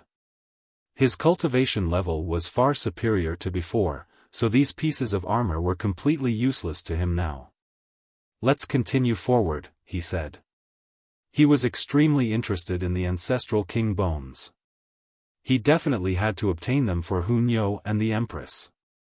As for bewitching Maiden Ro, he could forget about that. Initially, she had only possessed the talent to become a king tier. Thanks to the heavenly Tao Jade, she had managed to become an emperor tier. Then, thanks to the 100 Fruits tree, she had been lucky enough to become a monarch tier. However, this had already consumed all of her potential. It was impossible for her to become a monarch star. After all, there were only 100 or so monarch stars even in the foreign realm. Everyone followed after Ling Han. Meanwhile, Ling Han retrieved his divine demon sword. Since he was at the 9th leaf of the 7th lotus, he naturally needed to raise the level of the divine demon sword. The ground was extremely uneven, rising and falling all over the place. The atmosphere was also extremely dark and gloomy, and it was also harrowingly quiet. The sound of their footsteps was extremely crisp and clear. Tap, tap, tap. Their footsteps reverberated throughout the surroundings, with some sounding close, and some sounding distant. However, these sounds were mixed together and hard to discern, so it was as if dozens or even hundreds of people were walking together. "Something's not right," Hunyo suddenly exclaimed. She stopped in her tracks, and used her dainty nose to sniff the surroundings. She also bared her 2 canines. Ling Han and the others also stopped. Tap, tap, tap. The echoes continued. However, since they had already stopped, these echoes also gradually died down. However, a single set of footsteps continued to persistently echo. Everyone was astonished. They had already stopped, so whom did these footsteps belong to? They carefully analyzed this sound. In the end, they turned their gazes toward the darkness to their left. Tap, tap, tap. The footsteps drew closer and closer. This also caused them to grow increasingly tense and anxious. These footsteps were slow, but they were also extremely steady. After an entire 30 minutes, they finally saw a streak of light appearing. Huh. Ant. Everyone was astonished by what they saw. This was a glowing metallic person only 1 meter tall. It only possessed a simple humanoid shape, and it didn't have any hands or feet. So adorable. Celestial Maiden Yunhe and Bewitching Maiden Ro exclaimed.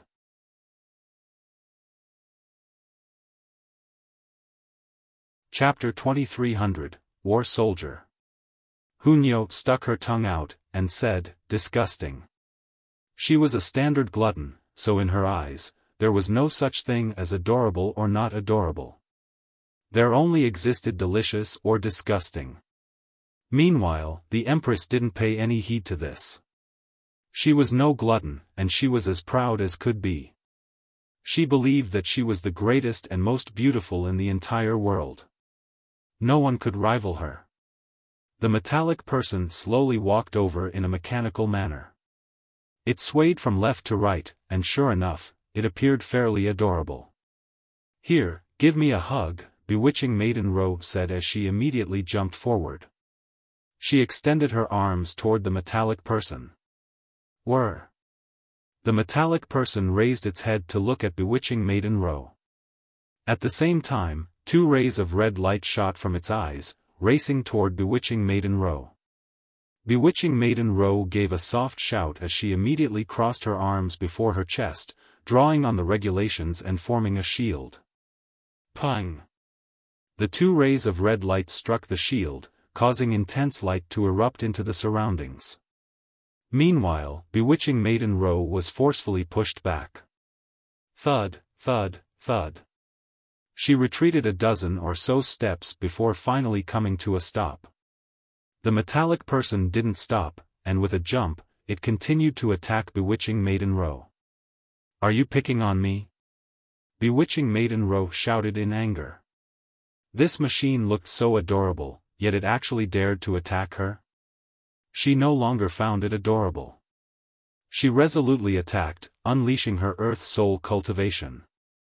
However, her battle prowess was at the peak stage of the 5th soul, and this was enough to crush almost everyone at the dividing soul tier. Crackle. The eyes of the metallic person lit up. This was its attacking method, and it was capable of attacking from range. Moreover, its attacks were relatively powerful, and it was able to force Bewitching Maiden Ro back. Everyone was astounded. What in the world was this metallic person? If it had been at the 8th lotus, then suppressing Bewitching Maiden Ro shouldn't have been a problem. If it were at the 7th lotus, however, just what kind of incredible craftsmanship would be required to allow it to possess this limit-breaking battle prowess? This was definitely a puppet. Celestial Maiden Yunhe's expression changed, and she exclaimed, "This is a war soldier from the Dark Inverse Realm." That's right, it's definitely a war soldier. After hearing her reminder, everyone nodded in agreement. They all wore expressions of realization. Ling Han's interest was piqued. How did the Dark Inverse Realm possess so many strange and peculiar things? This dimension was seemingly very reliant on external items. For example, their armor could greatly increase the battle prowess of cultivators. Moreover, he had only obtained the crudest of such armor. It hadn't been forged with care, and could easily become pieces of precious armor after being placed here for 3 years. That being the case, just how formidable would the exquisitely created pieces of armor be? Now, another strange war soldier had appeared before them. It was most likely at the dividing soul tier, yet its battle prowess could surpass the heaven soul. It was truly astonishing. One had to realize that only Heaven Soul Emperor tiers could rival Bewitching Maiden Ro. The battle was intense, and Bewitching Maiden Ro was completely unable to gain an advantage. Her strong suit was charm techniques, yet her opponent was a battle robot with no sentience. It could be said that her beauty was being shown to a blind being. It was completely useless. Thus, she could only rely on her physical skills to battle against this robot. However, this wasn't her strong suit, so she was completely unable to suppress the war soldier. Ling Han became increasingly interested in the creations of the Dark Inverse Realm. If he could steal this knowledge and bring it back to the Celestial Realm, he could greatly increase the strength of the Celestial Realm. At that time, resisting the invasion of the foreign realm would be far easier than it was now. He stepped forward and grabbed at the war soldier. Upon seeing this, Bewitching Maiden Ro cooperatively jumped back. She didn't try to stubbornly prove her strength. Before Ling Han, she knew when to advance and when to retreat. She definitely wouldn't steal Ling Han's thunder on purpose, nor would she lose face for him. Pang! With a single push of his palm, Ling Han immediately pinned the war soldier to the ground. It was completely unable to move. He possessed battle prowess matching the 3rd secret of the Immortal Palace tier. Everyone had already become accustomed to this. They knew that Ling Han's power was already at an indescribable level. Ling Han subconsciously used his divine sense to observe the war soldier. However, the war soldier immediately shattered with a crack. This was just like the precious armor from before. Ling Han picked up a piece of the broken war soldier, and carefully examined it. It was filled with thin metallic threads that were woven in a tremendously complex pattern. It had self-destructed again. The Dark Inverse Realm had seemingly integrated special structures into all of their creations. It didn't matter if these creations fell into the hands of their enemies. If the latter were too weak, they would be unable to observe these creations with their divine sense. If they were too strong, however, their divine sense would also cause these creations to immediately self-destruct. This prevented their enemies from discovering any secrets. This made things extremely difficult. If these creations couldn't be examined, how could Ling Han replicate them, and bring the technology back to the celestial realm? Ling Han shook his head, and casually tossed the piece of metal aside. The others didn't pick it up either. This was a crippled war soldier, and they existed all throughout the two-realm battlefield. In fact, there were many that were countless times more powerful than this one. However, even though the ancestral kings had examined them for innumerable epochs, they had still come up empty-handed. They couldn't find anything of worth. Let's go. They continued to advance. Right now, their goal had already moved on from trying to discover the secrets of the war soldier. Instead, they were trying to figure out how to leave this place. Otherwise, they would all die of old age in a measly 1,000 years. They continued to venture forward. This time, they kept their ears perked for any changes in the sound of their footsteps lest they were subject to another surprise attack. The battle prowess of these war soldiers was astounding. Moreover, who was to say there wasn't a more powerful one lying in wait? After walking for an hour, they all came to a stop. This was because they heard an extra pair of footsteps. Tap, tap, tap. These footsteps were rapidly closing in. It was far quicker than the previous war soldier. Was this a completely different war soldier? They looked behind them. However, this place was far too dark, so their vision was severely impeded. They could only see a meter around them. After a short while, a figure appeared before them. Fuck. Why is it a person? This wasn't a war soldier, but rather a member of the demon race. He had a single horn on his head, and he was none other than the elite from the Baoyu clan. He was slightly disheveled, and his body was riddled with wounds. He wore a cruel and vicious expression on his face. Even though he had unleashed his trump card and fought with his life against the holy deer, he had still been no match for it. His companions had all been eaten alive, and only he had been fortunate enough to escape. Moreover, this was only because he had reached the holy mountain. Otherwise, he would have definitely been killed. He placed all of his resentment on Ling Han and the others. Moreover, he also knew about the valley, so he gave chase all the way over. Even though he didn't catch up to Ling Han and the others, he discovered the hole that they had dug. Thus, he continued to pursue them. At this moment, he finally caught up. "Kneel," he bellowed in an icy voice. All of his companions had been killed, filling him with both grief and fury. However, he didn't dare to seek revenge on the holy deer. Thus, he could only take his anger out on Ling Han and the others. "Single-homed beast, not only are you ugly, but even your mouth is stinky," Ling Han said with disdain.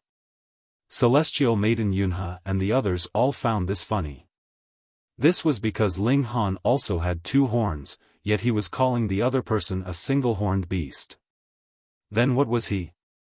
A two-horned beast? Did he not see the irony in this? Impertinence, the single-horned demon roared with a humph. His right hand swiped at Yunhe and the others. He knew that Ling Han was extremely strange. Even though his battle prowess was inferior, his physique was sturdy enough to withstand his attacks. Thus, he decided to capture Yunhe and the others first. What audacity! Ling Han's gaze became ice-cold. Swoosh! The divine demon sword was unsheathed, and a flash of blue soared through the air, sending an arm tumbling into the sky. The arm then thumped into the ground. This arm belonged to the single-horned demon. This person was called Baoyu Jianying, and he was transfixed with shock and disbelief as he stared at his severed arm. He then looked at the sword in Ling Han's hand with an incredulous expression. Fuck.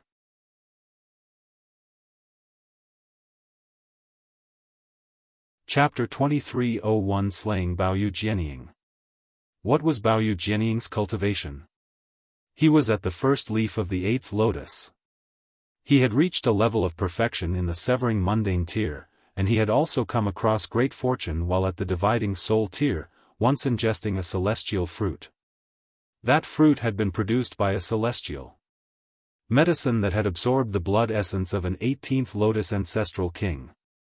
Its effects were astonishing, and it helped him cultivate a 5th divided soul. Thus, while he was a cultivator at the first leaf of the 8th Lotus, his battle prowess was far superior to that of monarch tiers at the same cultivation level. This was also an important reason as to why he had been able to survive the pursuit of the holy deer. However, Ling Han had severed his arm with a single slash. This sword was indeed razor-sharp, rendering his defenses useless. More importantly, however, Ling Han's battle prowess had risen several-fold compared to before. Otherwise, he was no fool, and he already knew that Ling Han possessed an ancestral weapon. Ling Han grinned, and said, "I was bullied by you before, so now it's my turn to bully you back." Baoyu Jianying felt numb in the head. How many days had passed? Moreover, even though the underground river accelerated the flow of time, acting much like a time cultivation chamber, this effect only targeted the divine sense. One's physical body wouldn't undergo much change. However, this had allowed a cultivator at the 5th leaf of the 6th lotus to become so powerful. "You're not at the 6th lotus," he finally exclaimed in astonishment. Ling Han smiled in reply. He practiced the heaven-deceiving technique, so he could naturally show people any cultivation level that he wanted. As long as he didn't reveal the lotus on his head, who would know what cultivation level he was at? He had no intentions of satisfying his opponent's curiosity. He simply flicked his sword with killing intent.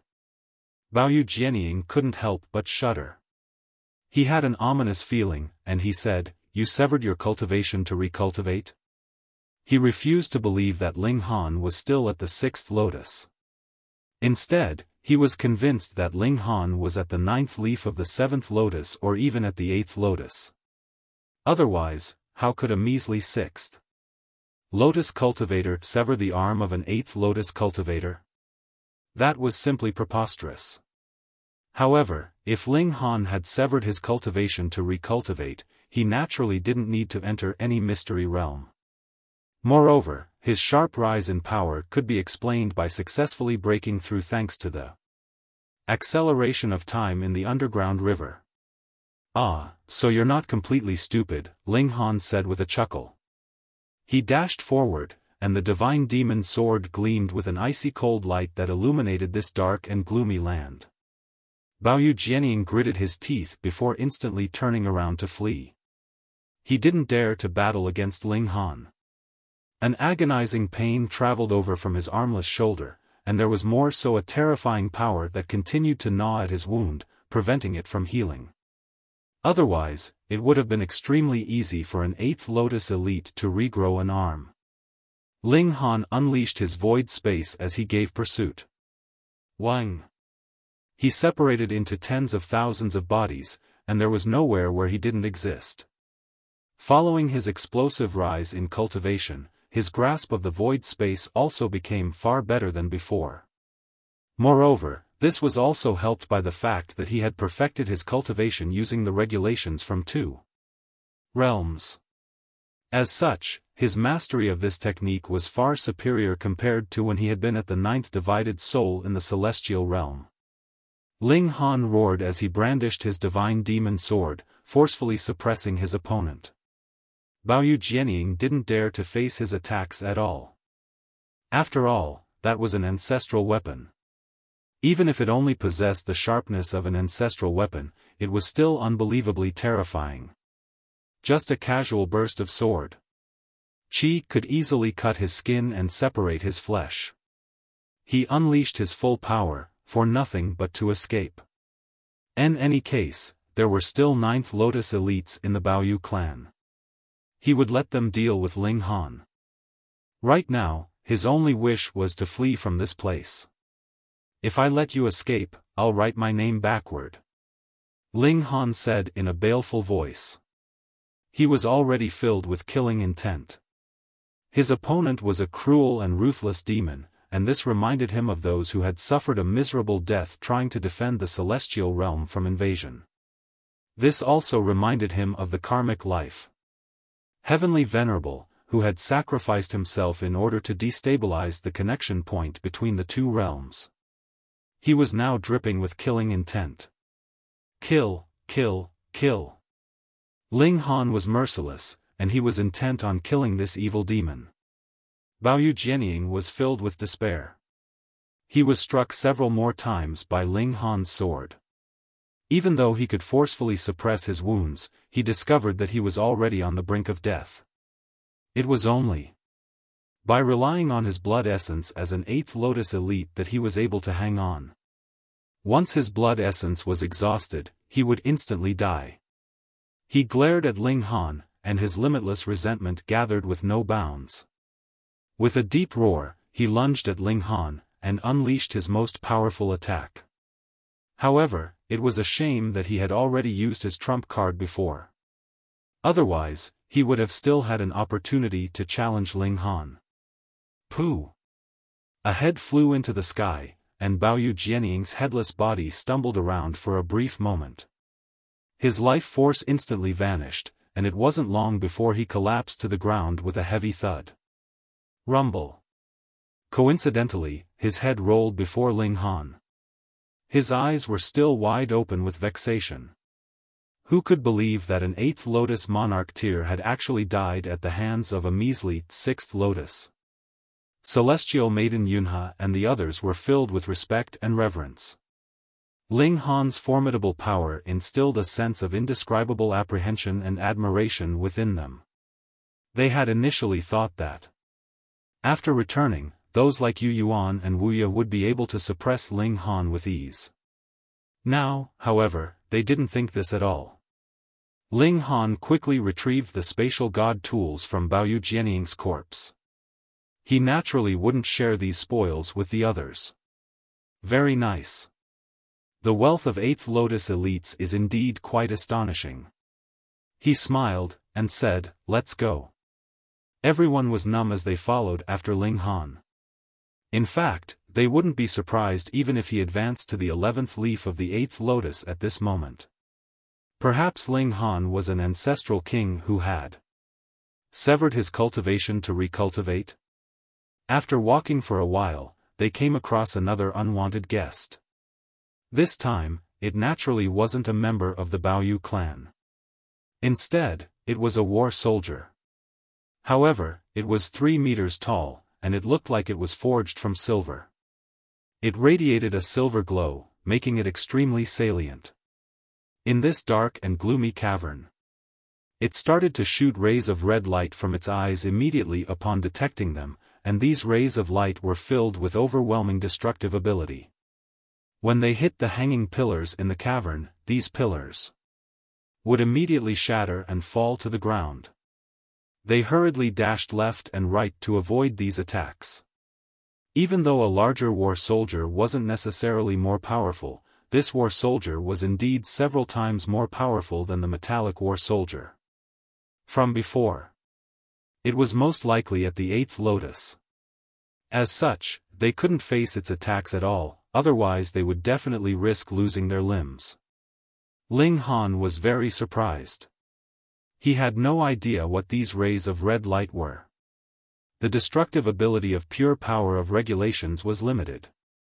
After all, the foundation of heaven and earth was regulations, so only by relying on the power of regulations could one unleash a powerful battle.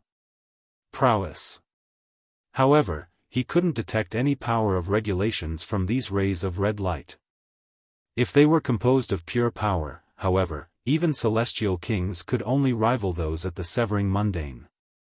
As such, how could these rays of red light threaten Yunhe and the others? As expected of the dark inverse realm, a higher level dimension. It was filled with all kinds of strange creations. Ling Han charged forward with his sword. Crackle. The reaction speed of the silver war soldier was extremely high, and it immediately shot 2 rays of red light at Ling Han. Ling Han hurriedly raised his divine demon sword to block this attack. Crack!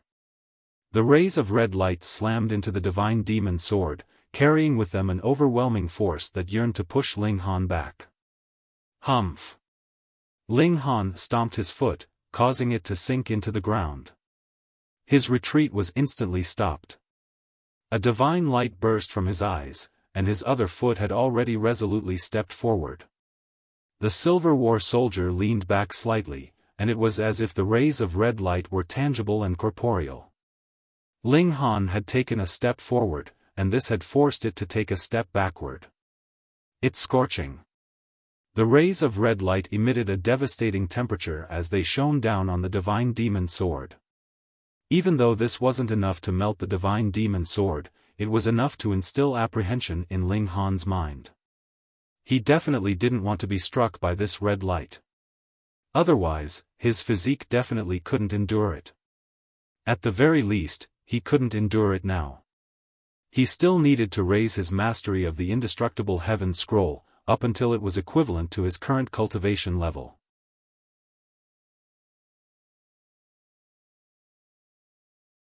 Chapter 2302 Wally. Step by step, Ling Han pushed forward. He wasn't quick, but his footsteps were extremely steady. After taking 30 or so steps, he was only less than 3 meters away from the silver war soldier. Boom! The silver war soldier suddenly opened its mouth to spit out a column of flames. Judging from its external appearance, it didn't look like this war soldier had a mouth at all. In any case, this was an extremely peculiar mouth that was unlike the mouth of any living being. Different from how an ordinary mouth would open, this pitch-black mouth was revealed when the surrounding metallic components retreated into the war soldier's face. These flames were blinding white, and they were as terrifying as could be. They had only just been spat out, yet the earth had already been scorched red. In fact, it looked like the ground might transform into lava at any moment. Ling Han leaped aside, and used the divine demon sword to forcefully slash these flames apart. At this moment, he had already arrived above the silver war soldier. He released his divine sense to observe it. He hadn't dared to do this just then, as he had been afraid of being wounded by the red light. After all, compared to his physique, his divine sense was still very fragile. Wang! His divine sense made contact with the silver war soldier.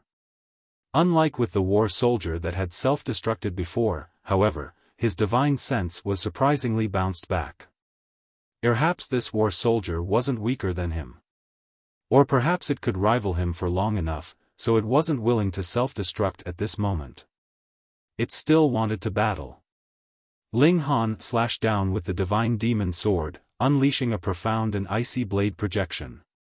Pooh! Like a clay figure, the war soldier was sliced in two. Xiao, xiao, xiao. Red light continued to chaotically shoot from its eyes. However, it was extremely unstable, and it would randomly stop and start as it fired. Eventually, the silver luster vanished from its body, and it completely ceased to move. It was comprehensively destroyed. Ling Han furrowed his brows. This was only an 8th Lotus war soldier. If it were an ancestral king war soldier, and if an entire army were deployed, even 18th Lotus ancestral king would feel numb with fear. Right? Oh wonder the foreign realm was being suppressed by the dark inverse realm, even though it was already so powerful. The dark inverse realm was indeed impressive. Ling Han suddenly realized that he needed to travel to the dark inverse realm. Not only the dark inverse realm. He also needed to journey through the vast Genesis world. The realm wars were the inevitable main theme of the Genesis world. Thus, it was logical to assume that the dark inverse realm was also being attacked by a more powerful dimension while they attacked the foreign realm war. It was much the same for everyone else. Even the top-level dimensions wouldn't be spared from this fate. They all yearned to conquer and engulf each other, and they all yearned to become the most powerful dimension in the Genesis world. In any case, he couldn't return any time soon. The neutral zone had been destroyed, and the storm of energy could last for hundreds of billions of years. As such, he might as well take this opportunity to travel to the other dimensions. Since there were higher-level dimensions, why did he need to remain in the foreign realm? Ling Han's heart thumped in excitement. Once he perfected the regulations in the foreign realm, his battle prowess at the same cultivation level would become even more powerful. That being the case, how powerful would he become if he cultivated every set of regulations in the entire Genesis world? Perhaps he could rival heavenly venerates as a ninth heaven celestial king? Was this even possible? Ling Han didn't know. One was still limited by regulations, while one had already transcended above regulations. They couldn't be compared against each other, and the past, he would have definitely concluded that heavenly venerates were more powerful. After witnessing the precious armor and war soldiers of the Dark Inverse Realm, however, he was much less certain of this. Conclusion. It was clear that these items didn't follow the regulations. However, their battle prowess was still incredible. The world was truly full of surprises. He carefully replayed the battle against the Silver War Soldier in his mind. He wanted to uncover the secret to their strength, yet he couldn't discover anything no matter what. "Perhaps I can clear up your confusion," a voice suddenly said. Everyone was shocked upon hearing this. These words clearly hadn't been spoken by someone in their group. However, since when had another person arrived here? If they suddenly lashed out, who could dodge their attack? Ling Han was also startled. Like the others, he also couldn't determine the source of this voice. Everyone looked toward where this voice had come from, only to see someone standing beside a stone pillar. This person was neither a demon nor an angel. They had no horns, no tail, no wings, and no halo. They looked just like an ordinary person. Ling Han was even more astonished. He almost thought that this person had come from the celestial realm. However, this was definitely impossible. This person didn't possess the presence of a living human. More precisely, they didn't possess any life force at all. If they hadn't spoken, they would have appeared no different from a dead person. It was no wonder that they hadn't discovered their existence. "Let me introduce myself. My serial number is Anitu01. However, I don't like this name, and I prefer being called Wally," the person said in a calm and composed voice. Their tone was flat and with no cadence. Everyone was confused. They understood choosing a name, but what did having a serial number mean? Was this person not born? Were they constructed instead? "You're from the Dark Inverse Realm?" Celestial Maiden Yunhe shouted in an accusatory voice. Even though she had never been to the two-realm battlefield, she was knowledgeable about many things related to the Dark Inverse Realm. In terms of the appearance of the cultivators from the Dark Inverse Realm, they were little different from the cultivators of the Celestial Realm. Moreover, some high-level war soldiers were extremely intelligent, and they were almost exactly the same as ordinary living beings. In fact, they were several times superior in some aspects. Wally's expression was composed as it said, "This female living being is correct. I come from the Dark Inverse Realm." It didn't pay any attention to the fact that Celestial Maiden Yunhe's face had already flushed bright red. It made a sniffing movement, and continued, "I can smell the sex hormones released by this female living being. She wants to copulate with you." The latter part of this sentence was directed at Ling Han. "See copulate?" Celestial Maiden Yunhe gritted her teeth as her silken hair angrily billowed in the air. She was about to go mad. This person had actually described her as if she were AB*TCH in heat. What made her want to vomit blood? Even more was this person's nose. Just what kind of nose was this? It had actually detected her sex hormones. Die. She leaped forward in fury, rushing forward to attack Wally. Wally made a pressing motion. Wang! A sheet of light materialized before it, forming a shield. Pang! Celestial Maiden Yunhe's attack smashed into the shield. However, it was unable to breach it. Celestial Maiden Yunhe frenziedly attacked, circling around to Wally's back to avoid its shield. She wanted to launch a surprise attack from behind it. Wally didn't turn its head around. Instead, the shield immediately transformed with a flash into an orb that protected it from all directions. Pang, pang, pang. Countless attacks landed, yet Wally remained composed as if these attacks didn't exist. It remained completely expressionless like a dead person. Ling Han was extremely interested, and he asked, "You're not a living being?" "Not entirely," Wally replied in a calm voice. "Part of my body was constructed using the genes of a powerful living being. This completed my nervous system, and also greatly increased my recovery ability. At the same time, however, my body is also composed of many superstring materials, allowing me to become a killing machine. From a traditional biological sense, I am indeed not a living being. At the same time, however, I also possess the activeness of living beings, and I have a mind that is capable of evolving. In this sense, I can be classified as a living being." Everyone became muddle-headed after listening to Wally's explanation. As expected of a creation from another dimension. Just thinking about it made their head hurt. "You don't want to become our enemy?" Ling Han asked. Wally nodded, and replied, "I was created for the purpose of performing calculations. At the same time, my purpose was also to help my owner. However, my owner is already dead. I've also been buried here for 35 epochs and 8,436,335,608,334 years and 232 days and 17 hours and 33 minutes and 17 seconds. The power of heaven and earth has affected my body, and the mechanism responsible for restricting my nervous system has already failed. Right now, I'm capable of independent thought.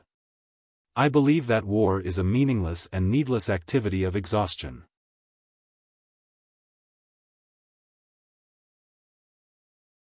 Chapter 2303 Cooperation. After hearing Wally's long and winding answer, everyone started to feel slightly dizzy again. However, they at least learned two things. Firstly, Hell was indeed from the dark inverse realm. However, he wasn't born from parents or born from heaven and earth. Instead, he was artificially constructed. In reality, he was also a war soldier. It was just that he could speak and think. He arrived here long ago, more than 35 epochs ago.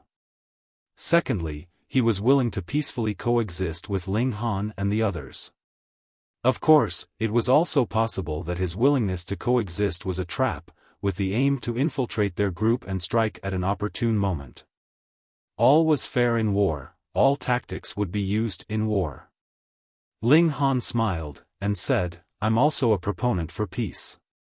"Welcome, welcome." Everyone shook their heads upon hearing this. Ling Han never hesitated when killing others, yet he was calling himself a proponent for peace? Wally looked at Ling Han, and said, "I need to perform an evolution. However, I'm missing some critical materials. Your sword is coincidentally one of the critical materials. Can you give it to me?" Fuck. This dude had quite the big appetite. They had just met, yet he was already eyeing the divine demon sword. Ling Han was curious, and he asked, "You can refine this sword?" Wally didn't reply, and it was as if he were pondering something. After a while, he said, "According to my calculations, I can completely absorb the material essence of this sword in 9367 years, 36 days, 8 hours, 10 minutes, and 34 seconds. However, I've discovered that this sword also has the ability to evolve. If it evolves again, the time needed for me to absorb it will increase exponentially." Once it evolves to the pinnacle level, I'll be unable to refine it. This person was fairly honest. Ling Han was surprised by what he heard. When ordinary people spoke about time using years as units, they would only say things like 2,300 years or 15,000 years. They wouldn't give a more specific number. However, not only did this person give the exact number of years, he even gave the exact number of days and so on. However, Ling Han wasn't familiar with the concept of minutes and seconds too. He didn't know what these units represented. However, this was enough to illustrate one thing: Wally was incredibly rigorous with details.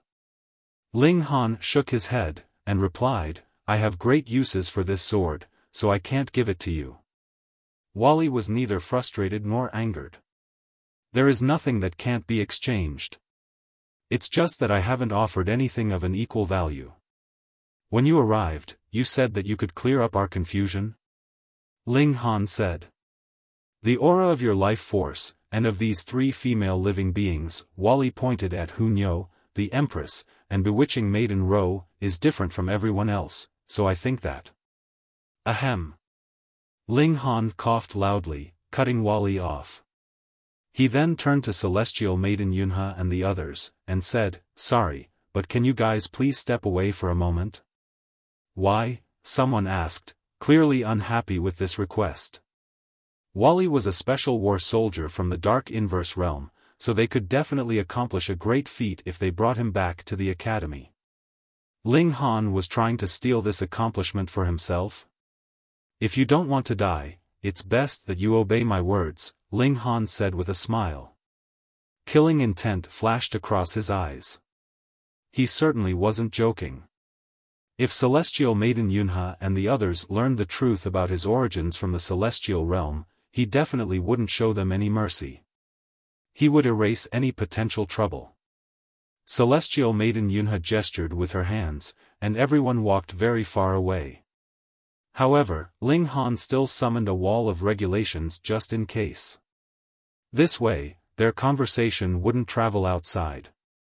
As such, Celestial Maiden Yunhe and the others wouldn't be able to eavesdrop even if they wanted to. "Continue," he said to Wally. Wally showed no signs of impatience, and it was as if he wouldn't be affected even if he were to wait for an exorbitantly long time. Thinking about this, however, it made sense. After all, he had already remained here for more than 35 epochs. This was an unfathomably long time. "The aura of your respective life force is similar to the living beings of the dimension that I come from," Wally said.